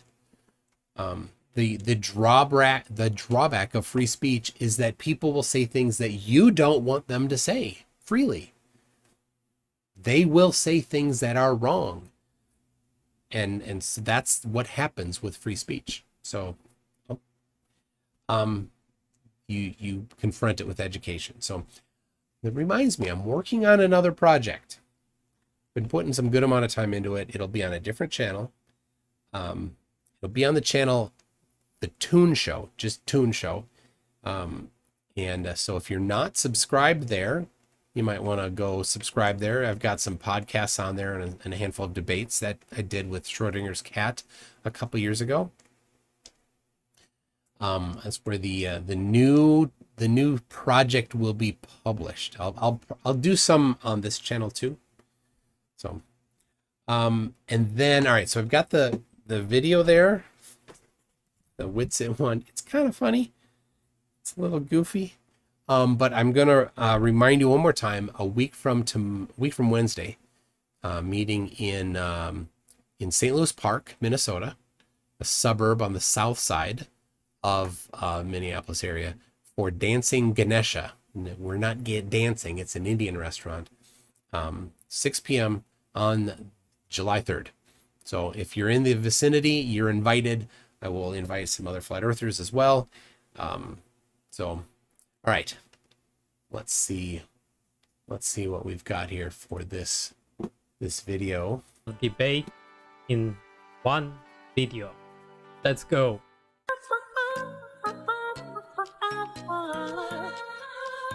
Straw man fallacy.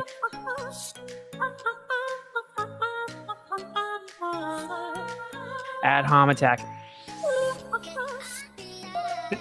I don't get it. Appeal to authority, poisoning the well, begging the question, shifting the burden of proof.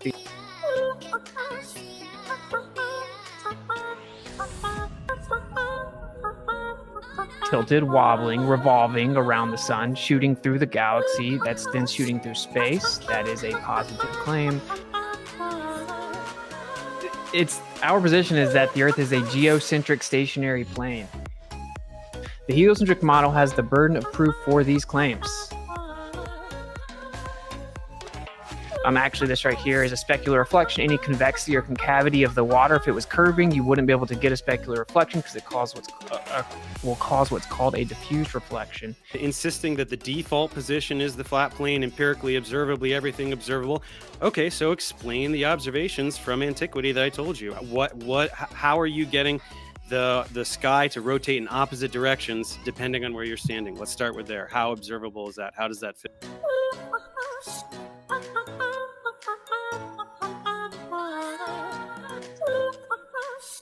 Flat Earth doesn't work. It doesn't explain anything we see, like the observations of the celestial sphere that you keep running away from. You cannot explain why the stars rotate one way in the north and the other way in the south. You cannot explain that.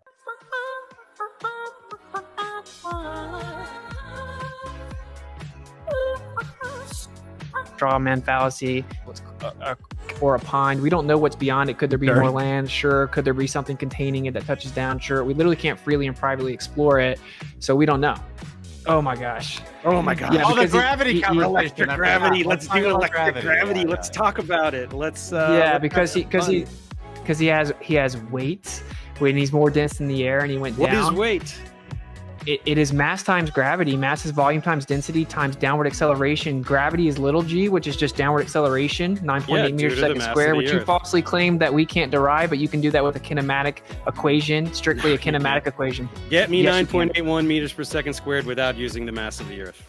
Literally, you can do it with a kinematic equation. It's also Literally, been done I with can't see That's how you measure it, not how you derive it. it. Where is it? Yeah, initial height, velocity, and time will give you the same exact 9.8 meter per second value. That's just the effect. Did you know that 9.8 meters per second squared is just the effect? It isn't even like the claimed cause.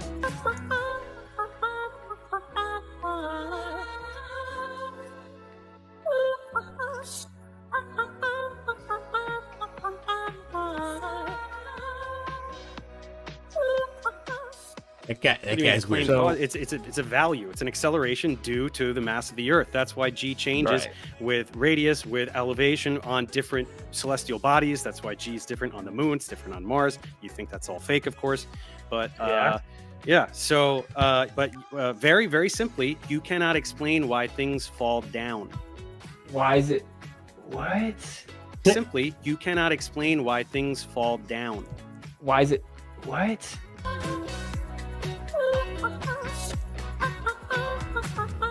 We have a vertical electric field on the Earth, and it has a 100 volt per meter increase. It's equipotential increase. It's a vertical dissipates with electric alpha. field because you would have to increase the amount of, say, electrostatics you introduce proportionate to Right. its weight, which is, again, mass, which is volume times density relative to the pressure mediation of the atmos. Pressure mediation of the Atmos. There you go. That's a very strange song and dance that's going on there. To wrap it up here, Early Skeptic comes in with a late minute one that says, nice outfit on Witsit. Exactly what I imagined Pure Inertia would be wearing. Oh, Icy Spin comes in under the line with, if gravity were fake, diets wouldn't exist. Absolutely. All right. Well, people, thank you very much for joining. Look out for tomorrow at 9 p.m. Central Time, a little later than my normal 8. I will be over on Clubhouse with the Flat Earth Gang to see if they're classy or douchebags. What do you think? Here we go. MC2, drop that beat. All right. Let it flow. Let yourself go. So I know that is the tempo. So, yeah, let's do this. Let's do this. Yo, it's MC2, the debunking tycoon. I shatter flat earthers, make them face the moon. Your attempts are decent, but they'll swoon in the face of my logic like a deflated balloon. Oh, MC2, the monsoon of cartoons. I'm the real sage, sending blurs to their views. Your theories are like old brooms, sweeping ignorance or just spreading the views. FDFE stands for fumbling the facts, evidently. I drop truth bombs so splendidly. Your approach is soft, mine's unrelenting. I bring the science while you're just venting. MC2, the buffoon with silver spoon. I got some pseudoscience, make them change their tune. You're the sidekick, I'm the rude. When it comes to debunking, I'm the rude.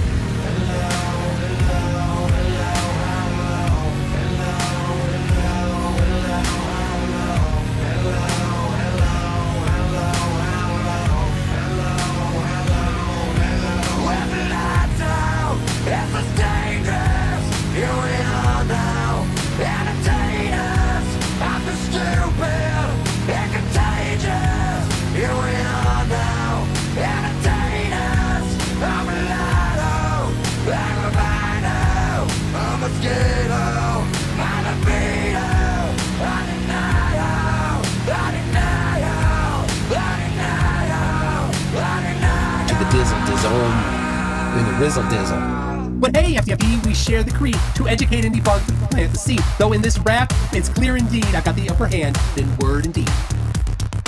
All right, hold on a second. The Zoom call died. Everything died. No,